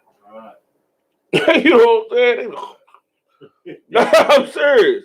You know what I'm saying? They turn some damn pork and macaroni and cheese and all of that up. Like, I'm like, damn, you know what I'm saying? It's not a time for that. You know what I'm saying? Like, damn, it made me think about a lot of stuff. The body's in a casket, you know what I'm saying? Right over there, and y'all niggas are sitting there, you know what I'm saying? Celebrate. Right. Y'all niggas are sitting there eating and shit, you know what I'm saying? It kind of tell us to be selfish. Yes, it really do. And I'm looking at them, you know what I'm saying, and they looking like damn, you know, they, You ain't gonna eat that. yeah, they going for, you know what I'm saying. I'm like, damn, you know. I said, like, if I could, what's that thing when you wear somebody on a shirt? Yeah, and that's another thing too. To keep that. What is that? Like, I broke it down one time. You have somebody on your shirt, the kids to keep it going, to make you remember their death or something. You honor their death or something. When you wear somebody on your shirt, I'm not saying I'm just. Yeah, it's just a trend thing that black people started. This is, you know, pretty much, you know, it's just a trend thing. And then they have the time, you know what I'm saying, that they died or born, all of that stuff, you know. That stuff just became a trend. I was around when that stuff, you know, when that trend first came out and everything, you know, it's just something that, you know what I'm saying, is, you know, just it's supposed to be in remembrance of the person and everything and all of that, you know. You know, exactly, like the honor of the death issue. Like one of the time, Thanksgiving. It was like, no, this is not for Thanksgiving. This is to honor my mother. Somebody died on this day, and you was like, damn, man, I can't remember. But they were doing that. No, this not a plate. This is a plate for my parent that died on this day. It's basically to keep that shit going or something like that. Like, what do you mean, forgot like how to you keep the broke it death down. going? No, like What? someone that died on that day. You know what I'm saying? They were like, oh, we just passing out food because my saying for my mother or something that died this day. I forgot how you broke it down though. You know what I'm saying? But hey, you broke it down. You know what I'm saying? Like, you know what I'm saying? They was passing out food because somebody died, and but it was actually on Thanksgiving. But they were trying to say we were trying to honor our parents. So you know what I'm okay. saying? So yeah, that's bullshit. They want to celebrate Thanksgiving. Oh, You know what I'm saying? That's what they wanted to do. They wanted to, you know what I'm saying? They just tried to change the reason why they passing out food. Right. That's all they was trying to do. Right. I hear a lot of black people, even during their Thanksgiving time, they try to say, "Oh, we don't celebrate Thanksgiving. We just happy that we got off work and it's a time to celebrate. Like we can't get together every weekend." Right, Like, we get exactly. together on Saturday. Right. You know, I mean, we don't need Thanksgiving to get together. Like, Right. we're off every Saturday. Why the hell we need this time of the year for us to get together? They try to use that as an excuse. Right. But in reality, they really celebrate Thanksgiving because Right. they love white people. Right, exactly. They love our oppressor. Just like they do with Christmas. They love our oppressor. Yeah, just like they do with Christmas, I'm doing you know. it for the kids. Yeah, exactly. There you go. Your kids don't know shit unless you teach them. Right. I teach my kids this is evil. You know what? And then, so when my kids growing up in life, I hope to God that they continuously keep saying this is an evil ass day. We're not celebrating this day.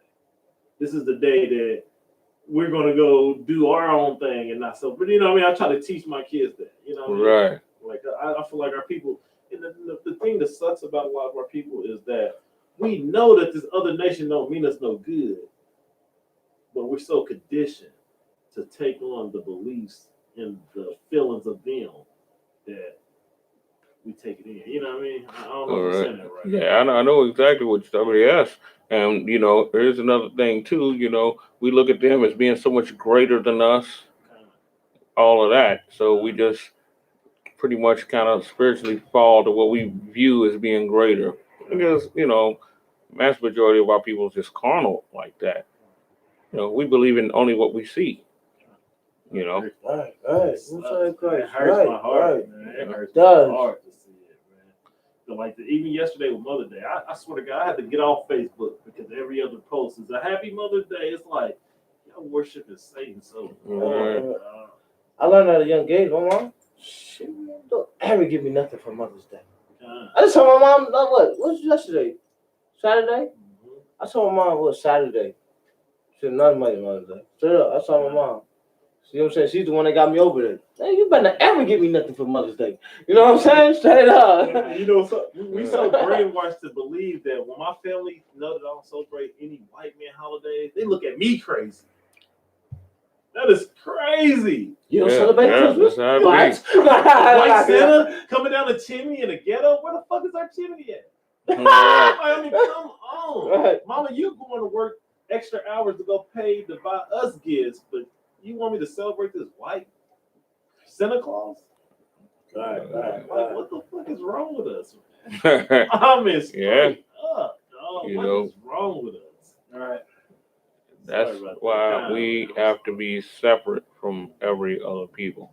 When you say that, though, a lot of people don't realize. They think they start going to that belief that we can't do nothing without this oppressor because they're so used to being oppressed. You know what? We built Black Wall Street and all of that without the oppressor. I'll tell you that. God, In 40 years.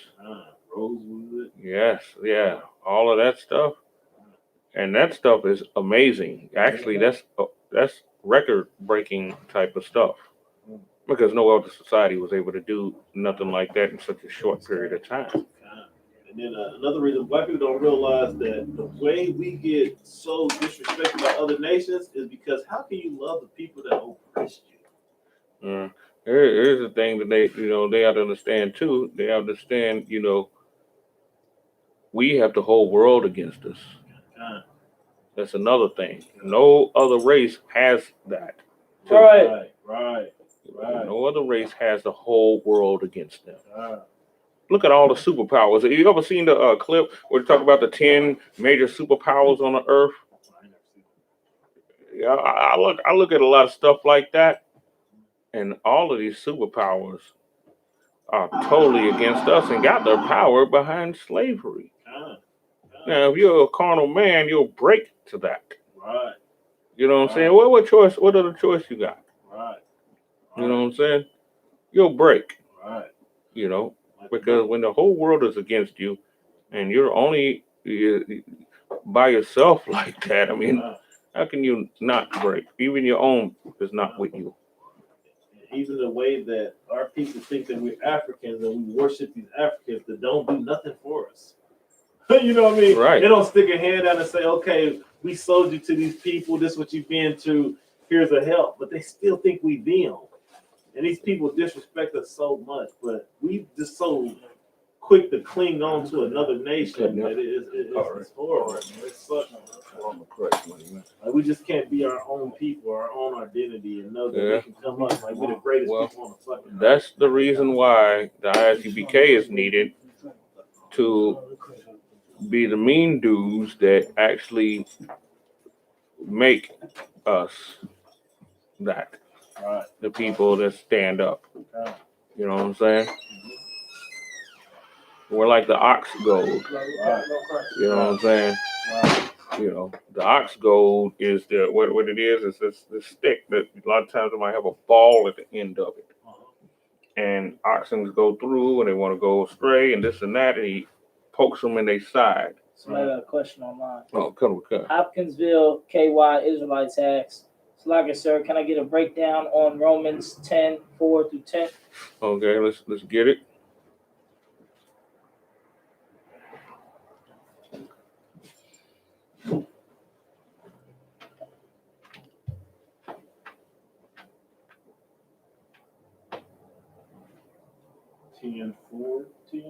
Chapter 10, verse 4 through 10.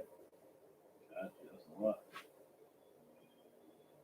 Hello, Moto. You ready? Come.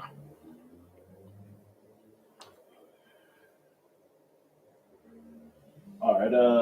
Romans chapter 10, verse 4. You said 4. Chapter 10, verse 4. Chapter 10, verse 4. For Christ is the end of the law for righteousness. Whoa. When it said Christ is the end of the law, what does that mean? Can you tell me what that means for you? You can try if you want. I think what I would think it means is Christ is the end of the law for righteousness. I would think that Christ is the end of bullshit. I mean, that's what I would think. I mean, I don't know. Like, okay, the law is never bullshit. Okay. The law is righteous. The law is good. Okay. You So see what I'm saying? Christ is the law for the righteousness. Is that what it means? Okay. Here's the thing. What did Christ do in his life? We got to think like that. What did he do in his life? He said, "I've not come to destroy the law, but to fulfill it." Okay. He fulfilled the law, but here's the thing, like let me give you an example. Like say for instance, a pro basketball player, he goes to a little school, you know, with junior high school kids, you know, middle school kids, stuff like that. He's like, yeah, see, you know, I fulfilled my hopes and my dreams. What is he saying? I did what I was supposed to do. Yeah, but not only is he saying that, he's saying, I did it so you can do it too. God. You see what I'm saying? God. Oh, that's why it says to everyone that believes. Yes. Gotcha. Okay, I didn't fit that up. You know, he's saying, I did it. You could do it too. I did it so you can do it also. So let me read that over. Go ahead. Romans chapter 10, verse 4. For Christ is the end of the law for righteousness. That's what it say. You know, that's why I say that. But the Christians will say Christ is the end of the law, meaning the law is done away with. They'll say that. But they don't finish this other part. Right. But yeah, Christ fulfilled the law so you can fulfill it too. Right. Like he did. Christ didn't break the law. He wouldn't run around eating pork chops. Right. You know what I'm saying? Right. God. He fulfilled the law to set it as a big brother. Right. You know what I'm saying? And a father saying, now you can do this also. And that's what the other part means. That's what it means. That believeth. Yeah, because I mean, damn, you know, like say for instance in the kingdom, you ain't gonna have to teach nobody, don't eat pork. Yeah, you ain't gotta teach nobody that. You know what I'm saying? You ain't gotta teach nobody, you know what I'm saying, not to do this, not to do that. You ain't gotta teach them that, and it's a scripture also for that also. Right. You know what I'm saying? Right. You won't have to teach nobody, you know what I'm saying, eventually, you know, down the line, because it's gonna be, you know what I'm saying, so much common knowledge, you know what I'm saying? Right. Just like today, hell, you ain't got nobody that gotta teach nobody that drives to stop at the red light. Right. You know what I'm saying? Right. You don't have to teach them that. Yeah. It's automatic. What do you see when you drive and you see the red light? What do? Stop. Yes. Yeah, I mean, hell, your damn foot is gonna tell you what to do. You know what I'm saying? Yeah, you know what I'm saying? Your foot's gonna tell you what the hell to goddamn do. It's gonna automatically start to ease down on the goddamn brake right before you get to the red light. Right. Yeah. You know what I'm saying? You know, that's what that is. So read that part again. For Christ is the end of the law. That's what that means. Right. The word, it will be so ingrained into you to where you don't even nobody has to teach you that. You know what I'm saying? You mortified your members and you conform them unto the law. Go ahead. Is that how the Christianity bullshit is reached into you as a youth, because that's what's over us now? Right. And it becomes like automatic. People hear the songs. Right. Kirk Franklin, they start to get emotional. Right. Who got to teach them to do that? It's embedded in them. Yes.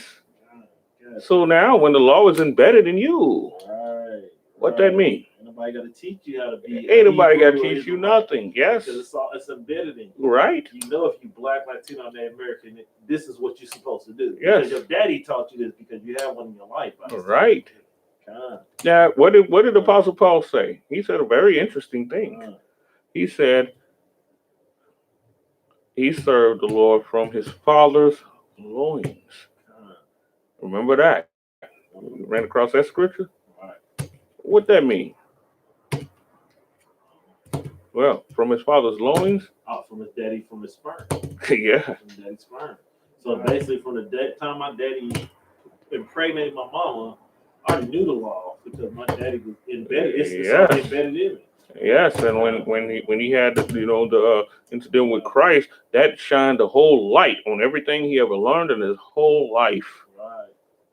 And that's one of the reasons why he was able to write those epistles like he did. You know what I'm saying? That's why he was able to do that like that. It shined the whole light on that. Right. You know what I'm saying? Apostle Paul's letters are so powerful, and it's a funny thing about it, because people that ain't really skilled in, you know what I'm saying, the law like that, try to read his, yeah. You know what I'm saying? Yeah, especially the one, what was it, one where they talk about they try to use it to do certain sins or whatever, oh man, I'm paraphrasing.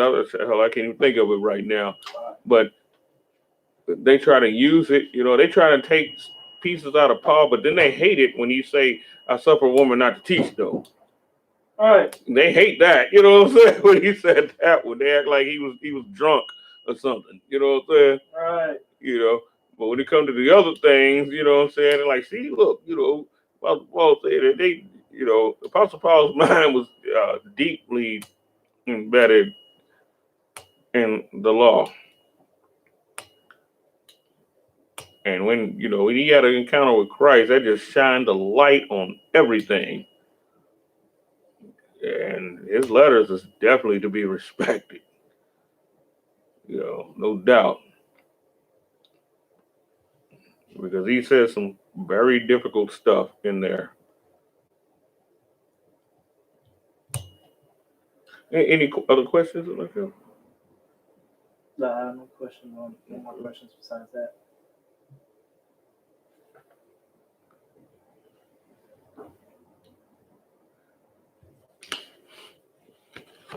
Yeah, for the brother to come. Okay, look. We go to Jeremiah 9:21.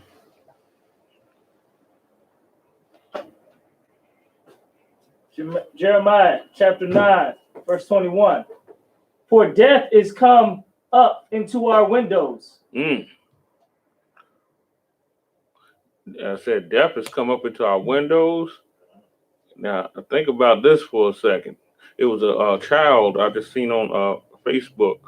They got clipped through the window, which this stuff happens all the time. It's always a black or Hispanic child, though. Right. Anybody ever notice that? There's always a black or Hispanic child that is clipped through the window by a stray bullet. Right. You read that again? For death is come up into our windows. You talk about a prophecy. Right. You know, nobody can break this down but the UPK. Right. Nobody. Go ahead. And is entered into our palaces. Entered into the palaces. Right. That's where you live at, right? Right. Go ahead. To cut off the children from without. From without, to cut off the children from without. Can you break that down, warrior? What it's talking about? Okay. To break down, to cut off the children from without means something coming from outside to inside. And killing. Go ahead. One thing I can say is nobody can break the Bible down like you. Right. Yes. No one can. Yeah. No one can. You know, Nobody. This the Bible belong. The Most High gave this to Israel. I mean, you know, it's what it is. You know, specifically to the ISUPK.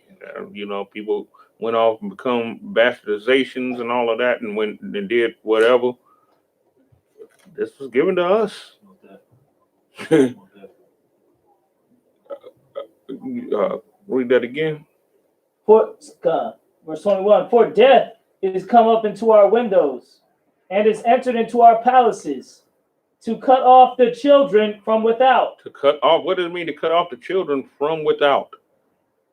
Things coming in. Yes. And killing the children that are inside. Right. Keep your children away from windows. It's funny you said that. Last night it was a shootout, like close to where I live. Mm-hmm. There's a shootout over there, and I had to grab all my kids and tell them lay down on the floor because it's something I'm used to. Yeah. Keep them doing that. Most definitely. Because that's prophecy. You know, the bullets can obey the prophecy. I'm just saying. Right. Kind of. Even though the dudes are shooting, it's not intended. Might not be intended to do that. But them bullets might obey the prophecy, I'm just saying. And pick off your child. You know. Death, when we talk about death coming in. Now think about it. Think about this for a second. This was written by Jeremiah, right? And the time when he was writing this, he didn't even know what he was even writing. You know what I'm saying? the Most High put something on him, Right. he just start writing, and he probably look back at it himself like, what the hell does that mean? You know, what does that mean? Right. You know what that mean now? Oh, it's us. Yeah, we know now. We know. We live it. Yeah, exactly. Just look it up, do the research on how many black and Hispanic children are killed through bullets that come through the window. And it said to cut off, and it said specifically to cut off who from the window? Our kids. Right. Can you go ahead and read that again? From the top. Okay. For death is come up into our windows, Mm. and is entered into our palaces, to cut off the children from without. From without, it means from outside to coming to in. And the young men from the streets. Wow. And now there we go. And the young men from the streets. That same brother, Sean Reed. Right. From the street. You know what I'm saying? Right. Police gunned that brother down. Think about it for a second. The little young dude leaving the basketball court. You know, he ain't got nothing to do with nothing. But he's seen with such and such a. You know what I'm saying? Right. He gets gunned down too. Right. And he ain't got nothing to do with nothing. Right. He trying to go college. Go ahead. Like the little kid that was playing with that gun, and that police officer pulled up within 9 seconds, killed him. Yes. He's playing with a toy gun. Right. Right. Yeah. Or the little kid who was leaving out of Walmart with the fake gun, and the police pulled up and killed him. Right. Same shit. Right. I mean, excuse my language. Yeah. You know, our potential scares the hell out of everybody. You know, our potential, you know, because they're not really killing you for your, you know, your current situation or nothing. They're actually killing you sometimes for your potential. Right. And this goes back to the first one we read at the beginning. You know what I mean? Like, I think it was Luke or Mark, one of those, when we read back then. Like, it's Right. It's crazy. Right. Hey. You know. It's deep. Right. They murdering us, you know, a lot of times for our potential. Right. Because they understand something. They understand that we have a potential to change their world right side up instead of upside down like it is now. That's why they give us so many distractions like sports, Christianity, Yeah. Buddhist, Yeah. Muslim stuff. Yes. That's why they give us so many distractions so we be lost in the ways of finding ourselves. Yes. And then, you know, yes, that's exactly why they do it. Because that's their greatest fear. Their greatest fear is that we will be up. Right. You know what I'm saying? Like, you know what I'm saying? And they will be down.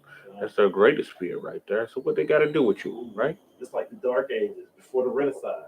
Right. Because the Renaissance means rebirth, right? Right. So during the Dark Ages when we ruled, so to them that was like a down moment for them. It's like for them, or the Dark Ages was like where we at. Right. Right. So the Renaissance was when they rebuilt themselves. So with us kind of rebuilding ourselves, it's like they're going back into the Dark Ages again. Yes. I want to go to that. Yeah. Because now that means we're on top. All right. We rule. They don't want that at all. As a matter of fact, you know, remember when they talk about the devil for you have such a short time? Right. Let's pull that scripture.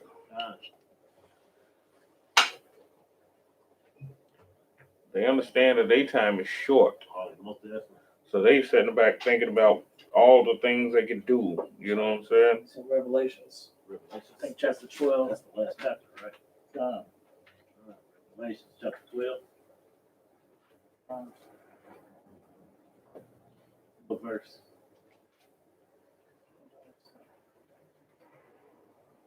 Romans 12. All right, Revelations chapter 12, verse 12. Therefore rejoice, ye heaven, and ye that dwell in thee. Woe to the inheritor of the earth, inhabitants. Woe to the inhabitants of the earth and of the sea, for the devil is come down upon you, having great Wrath. Wrath, Who's the devil? the white man. Yeah. Because he knows that he has but a short time. Right. So with the COVID-19 and all of that going on, everything that's going on, and then America breaking down and all of that. So, and it said great wrath. Right. What does that mean? That means great anger, Right. hostility. So that's why more and more is happening because they know they got to Yeah, shut down. think about it. I Kill mean, as many with this of whole us as possible. COVID-19, they smoking us with COVID-19. They killing the hell out of us, even in the midst of this. And that's why when we have black and brown organizations where not organizations, when we together, they give us all these tickets or beat us down. But when white people have their little togetherness at a park, they're giving them masks and water. Right. Because they know that they have to, the more we eliminate it, let's go back to the same verse we read before. The more that they eliminate us, the higher they are in rank and power. Yes. God. That's how the world works.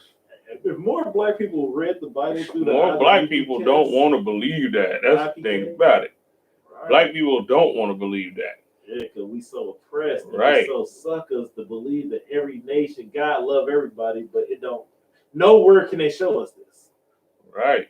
Black people want to believe that one day we can just All be equal. together. Yes, and all together and all of that. I think that's due to us not having our own land. I mean, most definitely. I mean, I don't know what it's due to, but I'm gonna say I don't know. because we don't have our own nothing. We feel like we need to cling to somebody to have their own, so we can get up out of this. Here's the thing about it, though. Even when we did have our own, we still played the whore with them. Even when we did, Black Wall Street and all of that, because it was. Remember, there was a time when there was segregation, and we had our own communities to where everybody you dealt business with was black. Mm-hmm. What did we do? What opened up the floodgates to start dealing with them Black Wall Street? Start dealing with the devils. Right.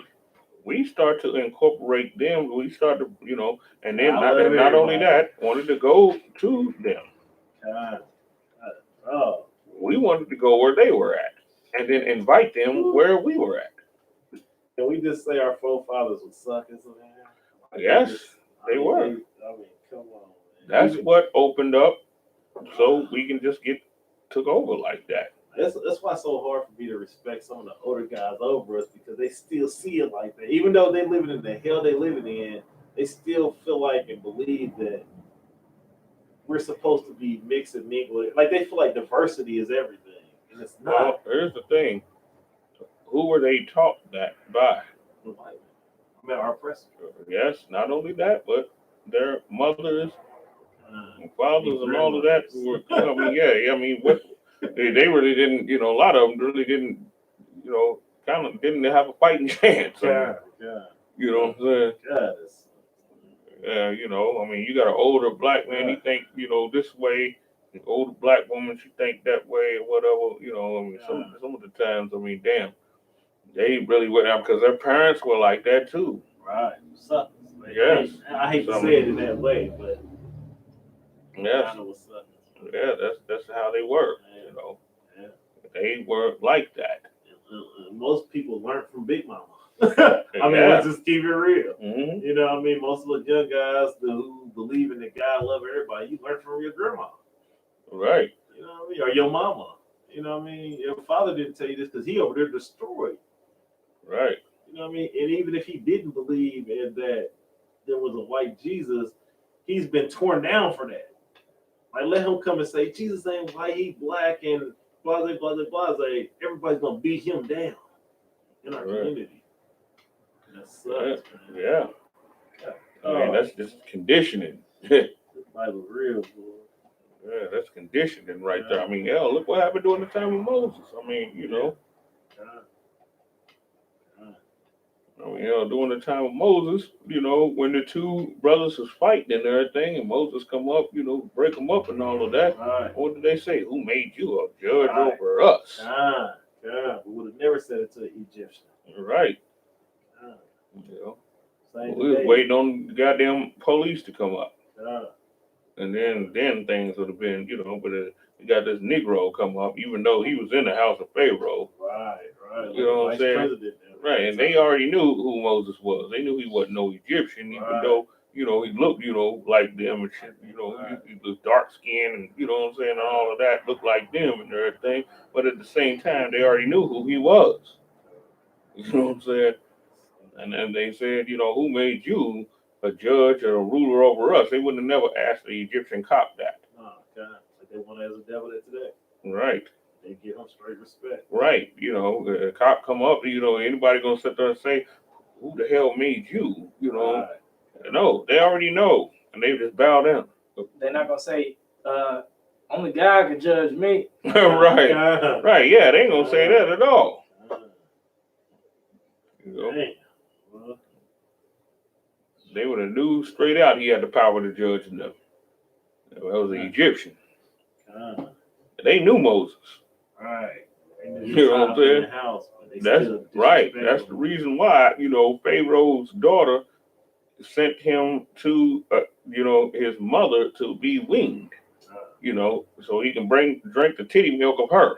Right. And when he was weaned, you know what I'm saying, became of age and everything, you know what I'm saying, then eventually she took him home and all of that, you know. But they knew, people knew, because we were still a separate society even in Egypt. Right. Shit. What happened was Egypt was not even as horrible as what we're going through now. Keep it all the way real. Good. And what a lot of us don't realize now, we're still a separate society. Yes. We don't realize that. We try to cling on to another nation, but in reality, nobody respects us. Right. We're still every nation look at us as our own, because every nation is their own society. Right. So they look at us as our own society, but we look at us like we're American, but you're not really an American. Right. You know what I mean? Like, for you, you can't go out like a white man and go in front of the government building with a fucking gun without getting shot. Right. You're not an American. And Right. then Americans, these white Americans, they're not patriotic. Like, No, they go to the they're government office with a gun anyway. Yeah, With yeah. Wilsons and all this shit. Yeah, they're not patriotic. Not You know, they're patriotic. really not. Hell no. They don't care Because about it's America. not about America. Actually, what it's about is white. Right, kind. You know what I'm saying? They hide, you know, white with the term America. But they understand that goddamn America is not the only goddamn place that's white. Oh, shit. You know what I'm saying? The whole world. They understand that, you know.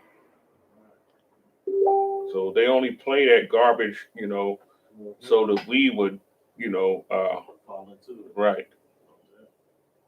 Damn. Yeah, that's all they do. They play it like that only so that we to keep the slaves indoctrinated. We such sheeps and don't realize it. Right. Yeah. We fall right into it. Right. I mean, this is the thing about this. This is a system that's, you know, I mean, hell, they always been thinking, you know, while we dancing and partying or doing whatever the hell, you know what I'm saying? They're always thinking on how to stay on top. Right. They're always thinking about that. Why are women twerking and our men Right. here drug dealing and everything else? They're on top of us because they like, while they're doing this and so focused on becoming the next kingpin, we're going to be focused on being above him. Right. You know, Not we're thinking only- about the wrong things because we're not thinking as a nation. Right. Is that right? Right, yeah. Because, yes, we're not thinking like a nation. We're thinking about me instead of thinking about we. Right. We. You know, We don't think like that. most definitely. And you know what? To be honest with you, with this whole 6 foot rule stuff that's going on, I think that has a part to play in it too. I mean, think about it. They can play that card right now also, because if you got a 6 foot rule, eventually you can say husbands and wives can't sleep together. Come on, man. Create no more black kids. Yeah. Right. 6 feet away, ain't nobody piping nobody down from that distance, is he? Right. You know what I'm saying? And I also heard Commander GEN.YAHANNA bring up the fact that even though the coronavirus came from Wuhan, how they're trying to make it where, like, as you notice, like all of the things that open it up were catered to black people. Yeah. barbershops and all this. And you So know what what? they're going to do is make it like it's our fault while the corona's still around. That's But exactly we what they're don't going see to it do. like that. We're just so ready to get out and be free to Right. go get our hair cut and go get the new Jordans and all this, that we're not realizing that they want that to happen. So when these coronavirus happen and more in our community, they Right. can blame it on us instead Yes. of blaming on the Chinese people who brought it here by eating Exactly. bats in the first place. Right. You know what I mean? Like these motherfuckers ate bats and they the ones that brought it to our society. Right. But the second round, they need somebody to blame it on, and they can't blame it on the Chinese people because they're in alliance with them. Right. So they need to blame it on us niggas because we're at the bottom of the chain, or our Hispanics because we're at the bottom of the chain. Right. But we don't Exactly. see that until a year from now when it start happening, and they blame it on us. Then it's fucked up. Right. And they're looking at the Chinese as a world power too. Right. They're like what, number 3 on the world stage? So that's high. That's high. Yes. They're number 3. Out of 18 nations, and we at the bottom. Yes, they're number 3 on the whole world stage.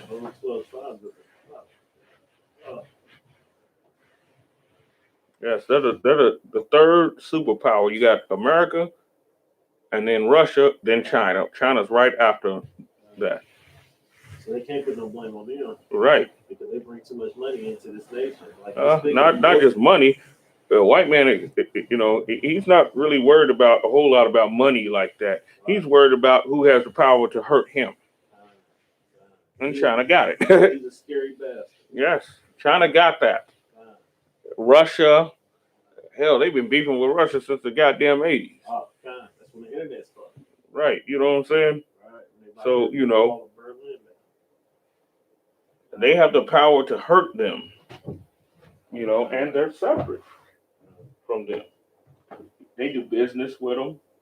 Is that why they try to keep that alliance with them? That's why they keep that alliance, because they fear them more than anything. I mean, think about it. I mean, it's just like any, sometimes when it comes to understanding things like this, we got to go down to even on the small scales. Right. You look at that's why I watch a lot of mafia documentaries and stuff like that, I mean, these dudes will be like world powers, you know what I'm saying? They're just in a smaller setting. Right. You know what I'm saying? Right. They're in something smaller. But it's still the same layout. It's not no different, you know what I'm saying? Right. And so with that knowledge, how does the respect come? Power. Yes. China can get all the technology from America. That hour with the beast, that talk about in Revelations, that hour with the beast made these nations powerful. So with that type of power, you have gun power, you have this, you have that, and all of that, you get respect because China has an army of over 200 million or something like that. So yeah, the name Moab means seed. You know what I'm saying? Right. And they produced a lot of that. Yeah. You know what I'm saying? So just imagine if we produced our own and separated, we'd be a power. Right, So and our power is greater than others because we are God's chosen people, number one. Right. But number two, it's like if we built America under oppression, just imagine what we can do not under oppression. Right. Yeah. That's crazy, bro. Right. China, and all of them, they have respect on the earth because America understands that through it all, they love their own. Right. You know what I'm saying? And you respect when you're like that.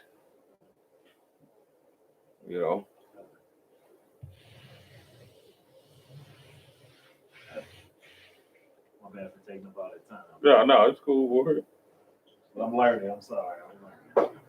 It makes sense, though. You get respect on the earth when you're that way. Right. And you only care about yours. Right. Right. You know, Like we don't do. Like we so busy trying to include everybody right? in this journey that's only made for us. Now think about it with Michael Vick, right? Let me Right. tell you. Let me give you an example of that. Michael Vick with the dog thing, right?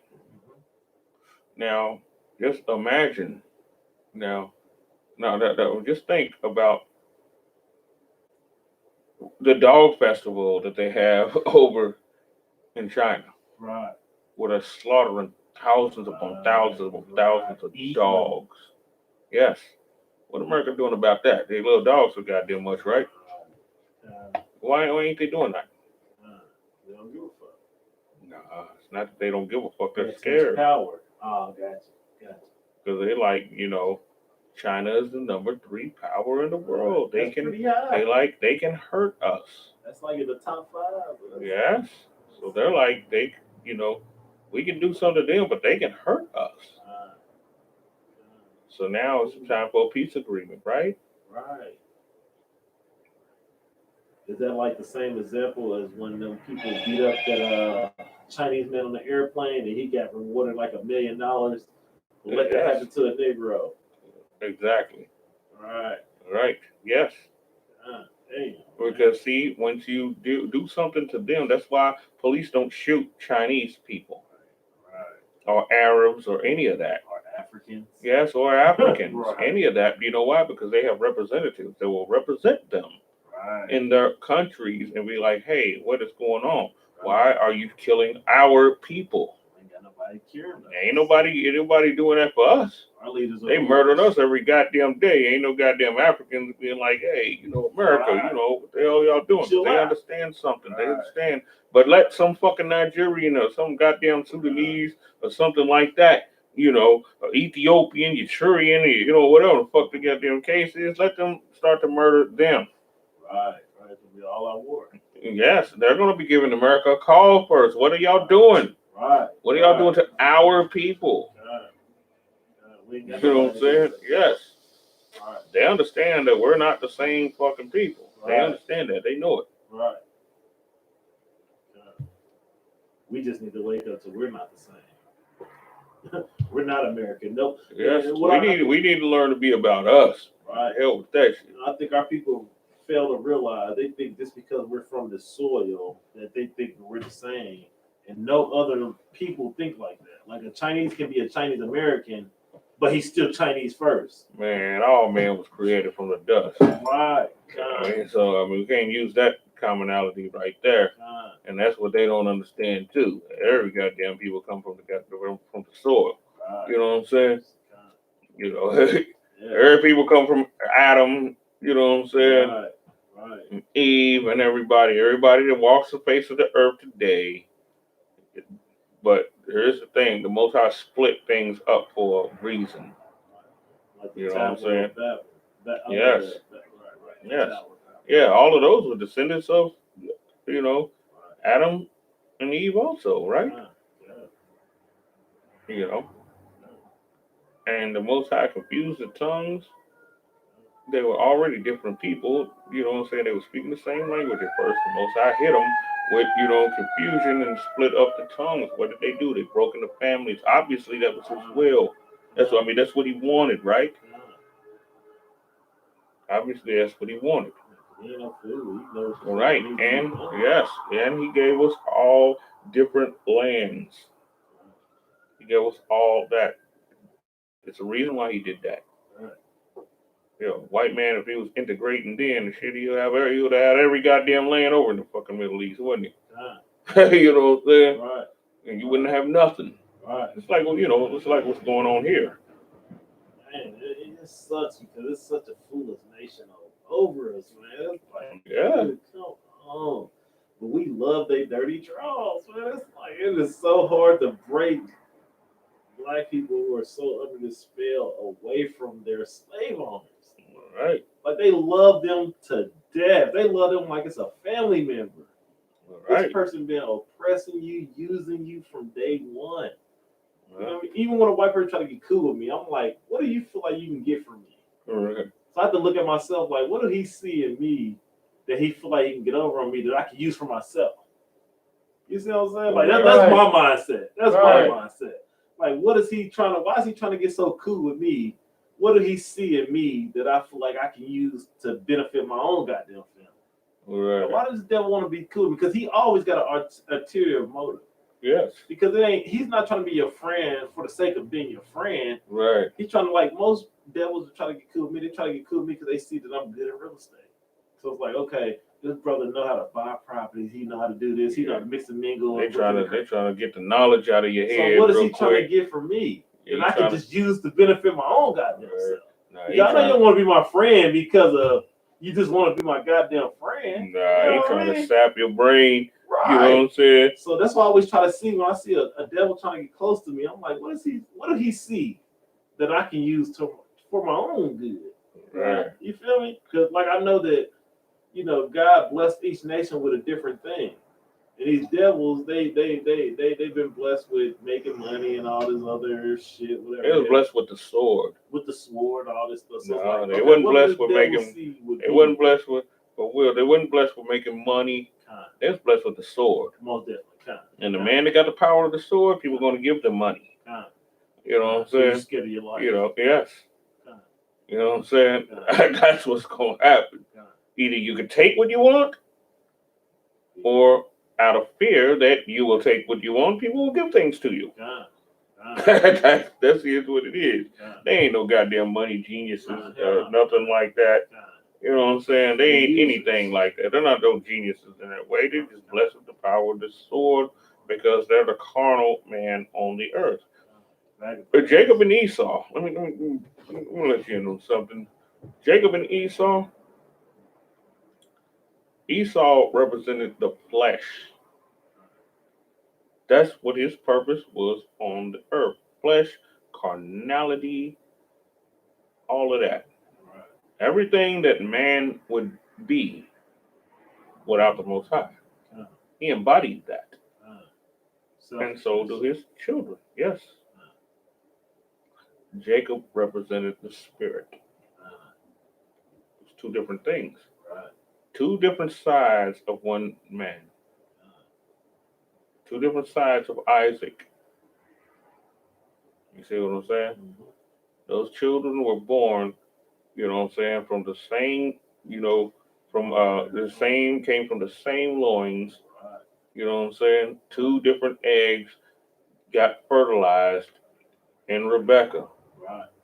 Maternal twins. And they both represented two different sides.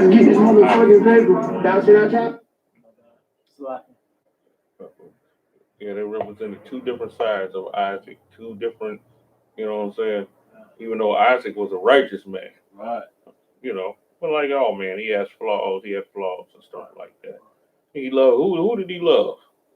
Which one of the two children was the one he loved the most? He loved Esau more. Right. Because of what?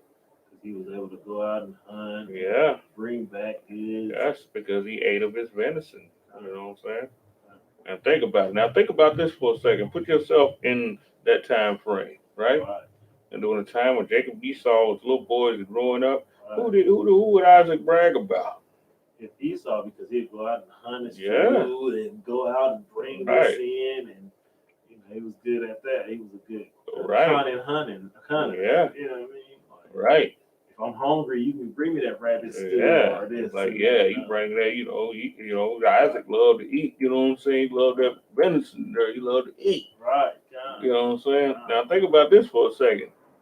Look how many niggas love the white man because we get a goddamn food stamp card. Right. We don't look at it like we've been pets because we don't know how to hunt. We don't know how to go out and kill our own food. So we look at it like we don't realize that we're being pets in this world. Right. But see, Isaac was an archer, a great archer also. But at the same time, Esau a lot, so was Jacob too. But, Esau was the one that would go out and hunt. He was, the field man, while Jacob was in the tent. He'd be there cooking. You know, nobody's really looking at the cook like that. You know what I'm saying? The man who putting all the season to it. Yeah, the reason why you like that, it. yeah. Right. You know what I'm saying? I'm the reason why you like this You know? this deer. Right, exactly. You Why think it you like tastes deer so meat, good. but you really like the seasonings to the deer meat. Right, Yeah. right. Yeah, why it tastes so You think good. you like You know? chicken, but if I give you plain chicken, you won't like it. But if I give you some seasoning to this chicken, Right, exactly. You know. So we can put this stuff in the niggerdom, you know what I'm saying? God. You know, we can just, you know, put ourselves in the mindset of how they were going. You know what I'm saying? How, you know, what was going on and everything. Isaac loved Esau because Esau was, you know, he was a cunning hunter. He was real good and skilled with it. Right. You know, and in order to hunt deer and stuff like that, I mean, you had to be real skilled. He was a man of the field, a man always out there hunting, what they call a man's man, like what you see on the hunting channels and everything. Yes. Hunting deer takes patience. All right. You're going to be out there for 12 hours before you kill one buck. All right. God. You know. He was willing to wait that out. All right. You know, we more chill. We like, shit, 2 hours in, we like, shit, I ain't seen the deer yet. Oh, right, right. While Jacob would just be, you know, inside and everything, just, you know what I'm saying, just start, you know, cooking and, you know what I'm saying, doing stuff like that, chilling out, you know, maxing out, you know what I'm saying? Bring them flavors to life. Right, you know. That deer, making the deer taste like something good. Yeah, exactly. You know. They, you know, he's cooking it and everything, just like, you know, the cook, you know, black cook ain't being appreciated in any restaurant. You know what I'm saying? Ahead of most of them. Right, exactly. Right. You know, you know, you better, you know what I'm saying, than any motherfucking body else at it. Just like when I worked at Denny's and shit, you know, the dudes that was cooks there, you know, nobody really looked at them like that, but if those dudes like threatened to quit or something like that, they'd be like, oh shit. You know what I'm saying? You know, it's funny. Even it was a black soul food restaurant here called Country Kitchen.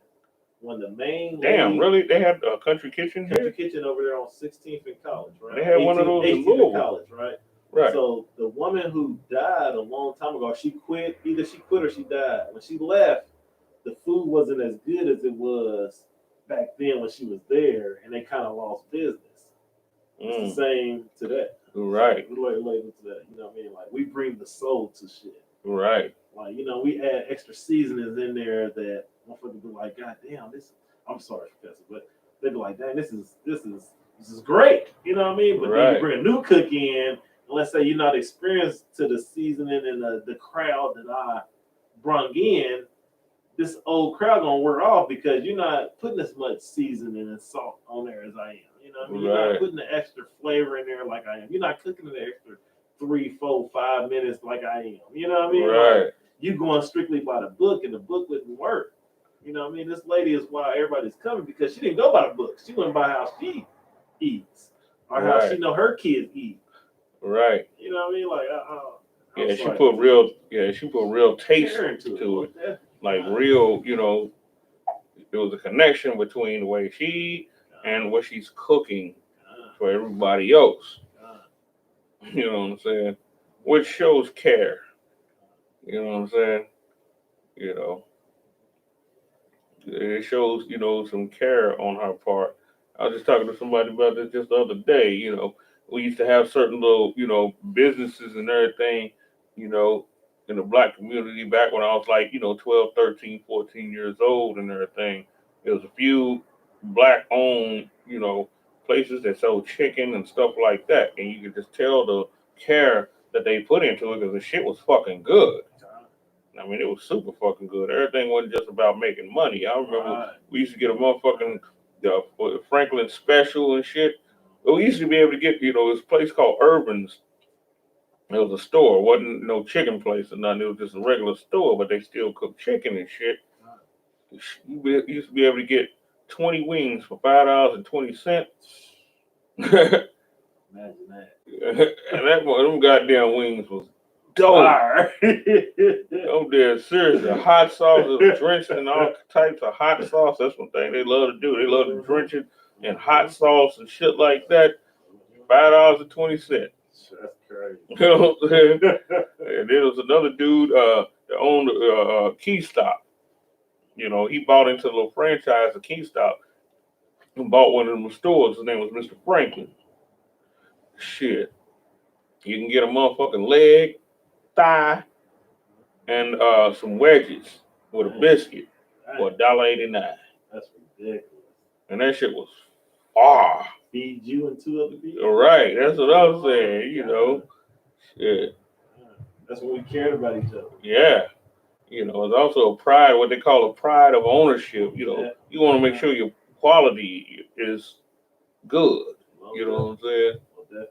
You know, the pride of ownership. You know, people love it. You know, they actually took pride in cooking good food and stuff like that. They took pride in that. They're like, man, I'm not gonna, you know, serve niggas shit that ain't fucked. That's fucked up and shit. Right. Yeah, they wanted to cook good food for Right. you. And you know, it's funny, like with me coming up, like as I became more successful in real estate, I started branching out and going to both spots. And I always noticed that I catch myself going back to our Black and Latino spots because I like the flavor. Right. Like, so I can't go somewhere and eat some chicken that only got a dab of salt and a dab of, you know, pepper. Just because it looked nice, the plate looked nice, it just didn't taste authentic to me. So it's like, you know, I have to go somewhere back to our people where it's like, I need to taste the flavor. Right. You know what I mean? Damn right. I gotta taste the flavor, dog. So, you know, Sure. I don't mind going back down to my people to be like, hey, dog, hey, I need that flavor, dog. Right. I remember the first, you know, the first job I actually ever had. I was like 13. I think I just turned 14. It was called TT Burgers. Mm-hmm. You know, them goddamn burgers was big and a bitch. I was caught stealing in the grocery store. You know what I'm saying? And the dude, you know, his name was Robert Logan. He was a Christian pastor, but you know, that's when, you know, you had some Christian pastors that was a little bit cooler with the community. You know, they wasn't too fucked up like motherfuckers are now. You know, I was caught stealing and shit, you know, and they was going to take me to juvie, you know, but he stepped in for me. And he was like, you know, no, don't take him to the juvenile center, you know, such and such, you know, this and that. And he ran that gift of gab and everything. So I ended up working in his restaurant, you know, and them goddamn burgers was big and a bitch. I'm dead serious. Them motherfuckers was big. The fries was all big and nice and shit. You know what I'm saying? The only thing I did, I just, you know, the only thing, you know, it was kind of like a restitution type of thing. You know, he paid me out of his pocket or whatever, and I would just sweep up and just, you know, clean off the tables, you know, shit like that. It wasn't no big spot. You know, the spot was, you know, only a little bigger than the school here. But, you know, when them goddamn burgers was big and it was thick in the motherfucker, them motherfuckers was like that, you know what I'm saying? The whole pan. Yeah, that's what I'm saying. I'm like, god damn, you know. That's back when people had pride. You said the country kitchen. That we had one of those. It was called the country kitchen in Louisville too. Nice. And they had some good ass fucking food. But they was devils though. I mean, they was like these country devils. But I mean, damn, the food was good. The motherfucker though, because I used to hustle at the fucking, you know, the fucking grocery store, like taking, you know, people's groceries to their car and shit, and they'll give me $1, $2 and stuff like that. You know, sometimes I make like $30, $40, you know what I'm saying, a day or something like that. And you go to that motherfucking, actually it's called the Country Pit. That's what it was called. And you, shit, about, you spend $5, $10, you get a fucking host of fucking food. You know what I'm saying? I mean, that motherfucking shit was delicious. Some motherfuckers, you know what I'm saying? They had, of course, they had niggas all the way in the fucking back. You know what I'm saying? Their goddamn food was far. You know what I'm saying? Remember that shit, you know.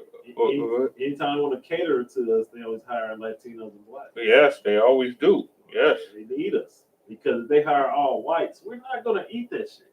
Right. It's not going to be seasoned right. It's not going to be this. Like, they have to hire us to sell to us. Right. Yeah. Exactly. And then it helps them out, too, because they like, see, look, we're not racist. Right. Right. Right, even Look though what they we go got home there. and talk bad about us. Right. It's even more to know that if we separated from them, we can have more. Right. Because we're the ones that's working all of these stores. Walmart, Kroger's, food places. We're the Right. ones in the back cooking. Right. If we left all these other nations and went to our own, we the ones we're only bonded because Jorge or Jeffrey or Thomas is back there working it anyway. We don't. Right. If you wasn't a chef, nigga, I wouldn't be buying this shit anyway. All right. I mean, come on, that's even more to know that if we left from these motherfuckers, we left from these other nations, that we can succeed. Right. The only reason I'm coming here is because Karen or Jeffrey or one of our brothers is back there cooking and cleaning this place. That's the only reason I'm coming here in the first place. Right. Because it's clean or because the food is good. Who's back there cooking it? Who's back here cleaning this shit? Right. You know what I mean? Like if this person wasn't back here cleaning or cooking this, I wouldn't be here in the first place. Right. So if we had our own shit, what do we think it'd be? Right. That's how we gotta work. That's how we gotta think and shit. We gotta be like adamant about the shit, like the motherfucking gooks and shit are. God. You know what I'm saying? We gotta be hardcore about this shit. And like General Hanna said, right? Like the COVID-19 is more proof or more reason for us to say, okay, with this nation separating, we need to go ahead and start doing our own thing. Like how it was when the bus thing happened with the Rosa Parks situation. We Right. should have started our own cast. We should have did all that then. Shit, Right we now is already the had that shit. Yeah, right now is the opportunity for us to do it and stick to it. Right. And think about it, back then we already had our own shit. You know, when we did all this shit about the bus thing and all of that fucking shit, we just wanted to be around white people. And it shut all of our shit down. So we just want I mean, think about it. Yeah. I mean, think about it. I mean, you know, you got your own shit, but then you want to be, that's like having your own house and only want to be in somebody else's. So eventually, you're like, fuck renting my own house. I just only want to be here. You know what I'm saying? Fuck my kids. Right. You know, I just want to be over there. You know what I'm saying? Fuck my family and all of that. I just want to be over there. Right. Shit, what the fuck's gonna happen with your family? Right. Not gonna be so good. You know what I'm saying? And we like that. You know what I'm saying? And then you be like, no, fuck that. We gonna go over such and such a house, So it's like and you clean up over there, and you know do this and that over there, and all of that. You know. It's like we're willing to cut our own heads to let them be the head. Right. Yeah. And we can be the head of our own household. We Right. don't need them. It's obvious that we don't. Look, we gave them 300 years of being a better nation from us giving them free labor. So what if we gave ourselves, like I was listening to The Grill the other day with General Hanna saying what he loved about the German people is that the Volkswagen, how that was their car, but all of them bought that because that was their signature car. Right. Like, just imagine if we did our own thing and we all bought that because that's our shit. Here's the thing, though. This is what we allow people to do with us. Let me tell you why we don't do that. Like, say for instance, we come out with a certain type of car, right? And all of us start buying a car. But then other races will talk about, yeah, that's all them niggers drive. It's that, this, and that. And we try to prove that we're not like the other niggers. That's true. That's true. We like we need to be like the other niggas. Yeah, we like no, I don't drive no goddamn. I don't drive no goddamn Cadillac. I'm not like niggas. I drive, this and that. That's how it gets us fucked up too. What you saying, that's like the reason why we get successful and move to a white neighborhood. We get because we want to prove that we're not like the other niggas. Right. I can't even say we be successful. We just be thinking we are. Right. Shit, I can't even say that. I can't even say that we be successful and shit. Because success, I mean, how the fuck you gonna be successful? You only want to build up your own fucking shit. You know, you want to move out the niggas want to move out the hood and shit. That's success, moving out the hood. Right. Well, then fuck, we got to say that the black man that leaves his home is, you know, the wife and kids is successful too. Then shit, we got to do that then. If that's the motherfucking case, because I mean, shit, Right. moving out the hood away from your own people and shit, that's similar to that. Right. It's very similar. Right. Nigga that want to move out the motherfucking hood, you really can't expect him to be a great father in the house. Because this whole, you know what I'm saying? And the same thing for a woman. Right. You know, her feet ain't abiding in her own motherfucking house. She want to be outside of, you know what I'm saying, Right. what she's supposed to be at. Right. Right. You know what I'm saying? That's Stockholm. That's never success. That's Stockholm. Right. It only just looks like success to the person. Makes them feel good. Right. To be around such and such. Another nation. Right. Makes them feel good. Who's oppressing them? Right. Right. Right. To feel accepted. Yeah, all they want to do is, you know what I'm saying, be around them and figure, you know, try to convince them that they're not like other niggas. Which me, I take pride in being a nigga. Yeah, so do I. That's what I'm happy saying. to be a nigga. That's what I'm saying. I'm happy to be. Let's take all our nigga room or whatever word I just made up. Let's take that and move away from them and build that. Like, Yeah, I'm exactly. down with that. You know what I'm saying? Straight the hell up. Shit, Negro land in this bitch. I would you know love what to go to a club where we know it's black men like us who think in the same way and we're having fun without Right. any violence, because if all of us think the same, it ain't gonna be no difference of opinions. Right. If we all think of it like, hey, you as valuable as I am, I'm not gonna look at it as I'm not gonna feel threatened. Right. You know what I mean? I'm not gonna look at it like, no other Yeah. way. Like, I'm just gonna look at it like, dang, this brother is as valuable as me. Right. So Right. therefore, I'm not gonna, you know what? Why at the end of the night, I'm gonna take your life because I'm mad because you holler at this chick or what? You know what I mean? Like, Right. man, You know. like, You brought it up. It's scary. Man. It's scary the way we think of shit. I'm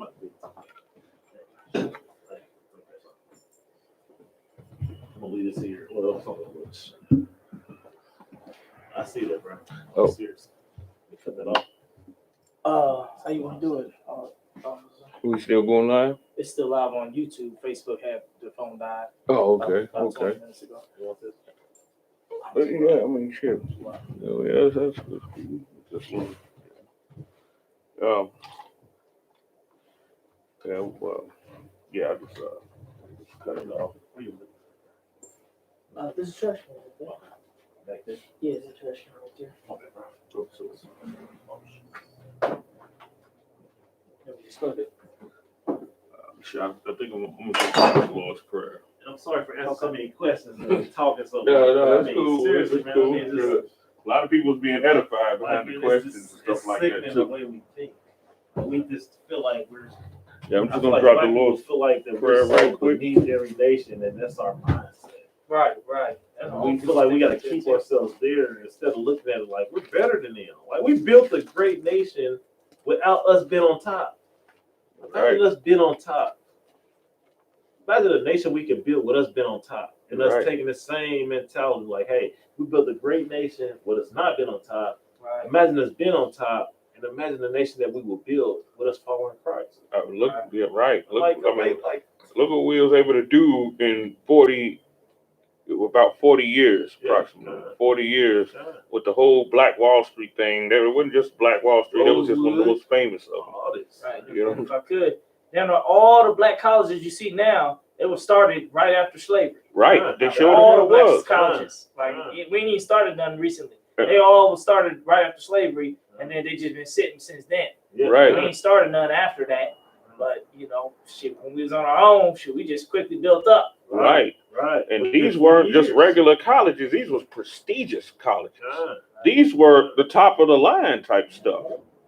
You know what I'm saying? It was like 4 major colleges, wasn't it? Yeah, Or- that's why a lot of them was like Clark A&T and agriculture and technology, because they wanted us to learn. Well, mostly the blacks was thinking we should learn more about like technology and like agriculture and stuff like that, so we could be independent. Right. Yeah, I mean, that's why they have a lot of A&Ms and all that type of colleges. Right. Because black people was like, all right, we need to learn how to do this stuff on our own, and so we don't need the white man. You know what I mean? Like not as much.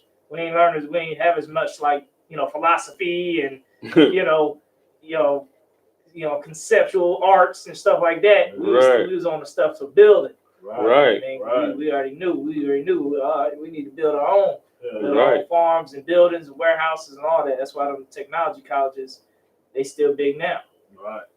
Right. Yeah, hell yeah. I mean, goddamn, just like I was saying, that the whole thing with George Washington Carver and all of that, they understand if they totally cut us away from them, we're going to rise up over them. It's just how it's going to be. Because we're going to have all the, like the technological geniuses, all of that stuff. We got them now. Right, yeah. But here's the thing, we join with them. Confidence. You know what I'm saying? Right. We join with them, though. That's the thing about it. That makes sense, though. Seriously. Like, we built this nation to build them up. Imagine if we build ourselves up. You want me to just read the security announcements? Okay, come. I'm going to read the security announcements. This is what we do that to end the classes. Class went over. Definitely a lot longer over. You know what I mean? It was definitely the Spirit of the Lord. He's getting it in. I.S.U.P.K. security announcements. We are the I.S.U.P.K. Start out at 1 West, 125th Street, Harlem, New York. Rule for new brother and sister. When a new brother or sister comes into the school, they are off limits for 6 months. They are to be saluted only. They are here to shed themselves of the world. If they need transportation, the teacher will arrange it. After 6 months, if a brother or sister has an interest in a particular person, he or she must get permission from the head to speak to a brother or sister. There's another 6 months in which a brother and sister will court each other. After this 6-month period, the brother and sister will get permission from the head to marry. Once we, fix up the roof and the bathroom and everything, there's gonna be a lot more sisters showing up. Brothers are not allowed to just start hollering at sisters after class, like, hey, sister, Bible study, blah, blah, blah. You're only allowed to salute them only. After they've done their time, because they're here to shed themselves to the world, then after they've done their 6 months, if they still single or whatever, they'll be eligible. You brothers can talk to the camp leader to get permission to marry the sister, or to court the sister first, and then you get permission to marry her. And then you'll get a solid wife for life. Tithes, which is a commandment. Numbers chapter 18, verse 21. Malachi chapter 3, verse 8 through 10 means tenth in the Hebrew, ma'ashra. 10% of every penny of any increase the Lord gives you, give to treasury department or teacher. Priest fund, free will offering for priests, not mandatory. Whatsoever amount you would like. Upcoming holy convocations. The Passover will be, we don't have a date yet, but as soon as the Esau's Kingdom in New York opens back up, the Passover date will be announced, and we'll be all making plans to head for the greatest Passover that we've ever had. God. If anyone wants to be a trooper in the school, start wearing all black. Boots, shirt, pants, headband, and scarf. And with that, you said you want to do the Lord's Prayer? Right, do the Lord's Prayer. With that, GEN.YAHANNA, rise and face the east. We'll do the Lord's Prayer in the Hebrew. Abanawa. Shabbat Shemayim. Kodash. Dash. Hayah. Shamka. Yahweh. Malakwaka. Taba'ah. Ratzazaka. Hayah. Aisha. Baharataza. Kawa. Hayah. Bashamayim. Nathan Lanawa. Lakam. Kal. Yawam. Wasalak now. Kawafti now. Kasalak now. Kawapwafti now. Wala'ah. Tabiyah now. Panasaya 1. Abol. Habashaya now. Mayan. Rad. Kaya. Laka. Amalakwath. Wa'ala. Wathapara. Walaiwalamyam. Aman. What we just said in the English was, Our Father, which art in heaven, hallowed be thy name. Thy kingdom come. Thy will be done. In earth. As it is in heaven. Give us this day. Our daily bread. And forgive us our debts. As we forgive our debtors. And lead us not into temptation. But deliver us from evil. For thine is the kingdom. And the power. power, and the glory and the glory. forever. Forever. So be it. So be it. Sar, please turn to face the teacher. We're going to give a courtesy to the teacher. Men of Israel. Ma'aviv Shabbat. Imajim. Barak. Yahweh Ba'ashem Yahweh Shai Barakatah. What you're going to say is Yahweh. Yahweh, Ba'ashem. Ba'ashem, Yahweh Shai. Ba'ashem, Barak. Barak, Atah. Atah. And then he's going to say it back to us. Yahweh Ba'ashem Yahweh Shai Barakathum. Which means bless you in the name of the Most High in Christ. Yazmatah. Sar, let's turn to face the sisters that be watching online. Men of Israel, Amam Shabbat, Imajim. So Amam Shabbat is open, and then Imajim is ankles together, heels together, toes apart a little bit. There you go. Barak, Yahweh Shamar Alathan Ba'ashem Yahweh Shai. You gonna say Yahweh? Yahweh, Shamar Shamar, Alathan Alatah, Ba'ashem Ba'ashem, Yahweh Shai. Yahweh Shai. That means may the Lord bless you and watch over the sisters in the name of the Most High in Christ. Yazmatah, class dismissed.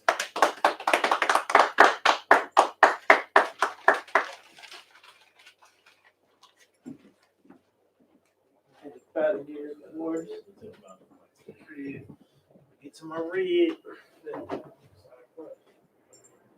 Yeah. Don't worry, we might need some help, man. We gotta get this bathroom fixed and and the ceiling fixed. What's that? I'm missing my guys over here. Quote. Well, we got Quompar is gonna fix it. Okay. Do you know if we got you got to hook up on tar or some of the equipment we can use? I'm pretty sure it did. Yeah, because first we gotta Quompar, he's a roofer, he know how to tar it. He's gonna tar this half. He'll tar this half, and then once that's fixed, we can fix this, and then we can finish the bathroom. It's like no, we can order these little things. Yeah, we picked them up before, but then they stained again. So yeah, we just raised up like $50, and that should be enough to get some more pieces. But the bathroom, we ain't been able to really fix the wall on the bathroom because the rain still be getting down there. Yeah, so once we fix the leak, on the side, then there's a leak over there. The roof or on the side? This whole side of the roof got to get tarred. That side used to leak too, but one of the brothers fixed it. Okay. So it's still this side of the roof. Okay. So like if you could help us out, hook us up with some tar, Yep. or it's like the roller. He said he need a roller, On the roller. and then Quompar gonna get up there and he'll do it. I can get the roller. I'm gonna check on the tar. Okay, I'm gonna send a photo tomorrow. I'm gonna send somebody in a little thing because I always get half off on stuff. You get half off on tar? Certain stuff.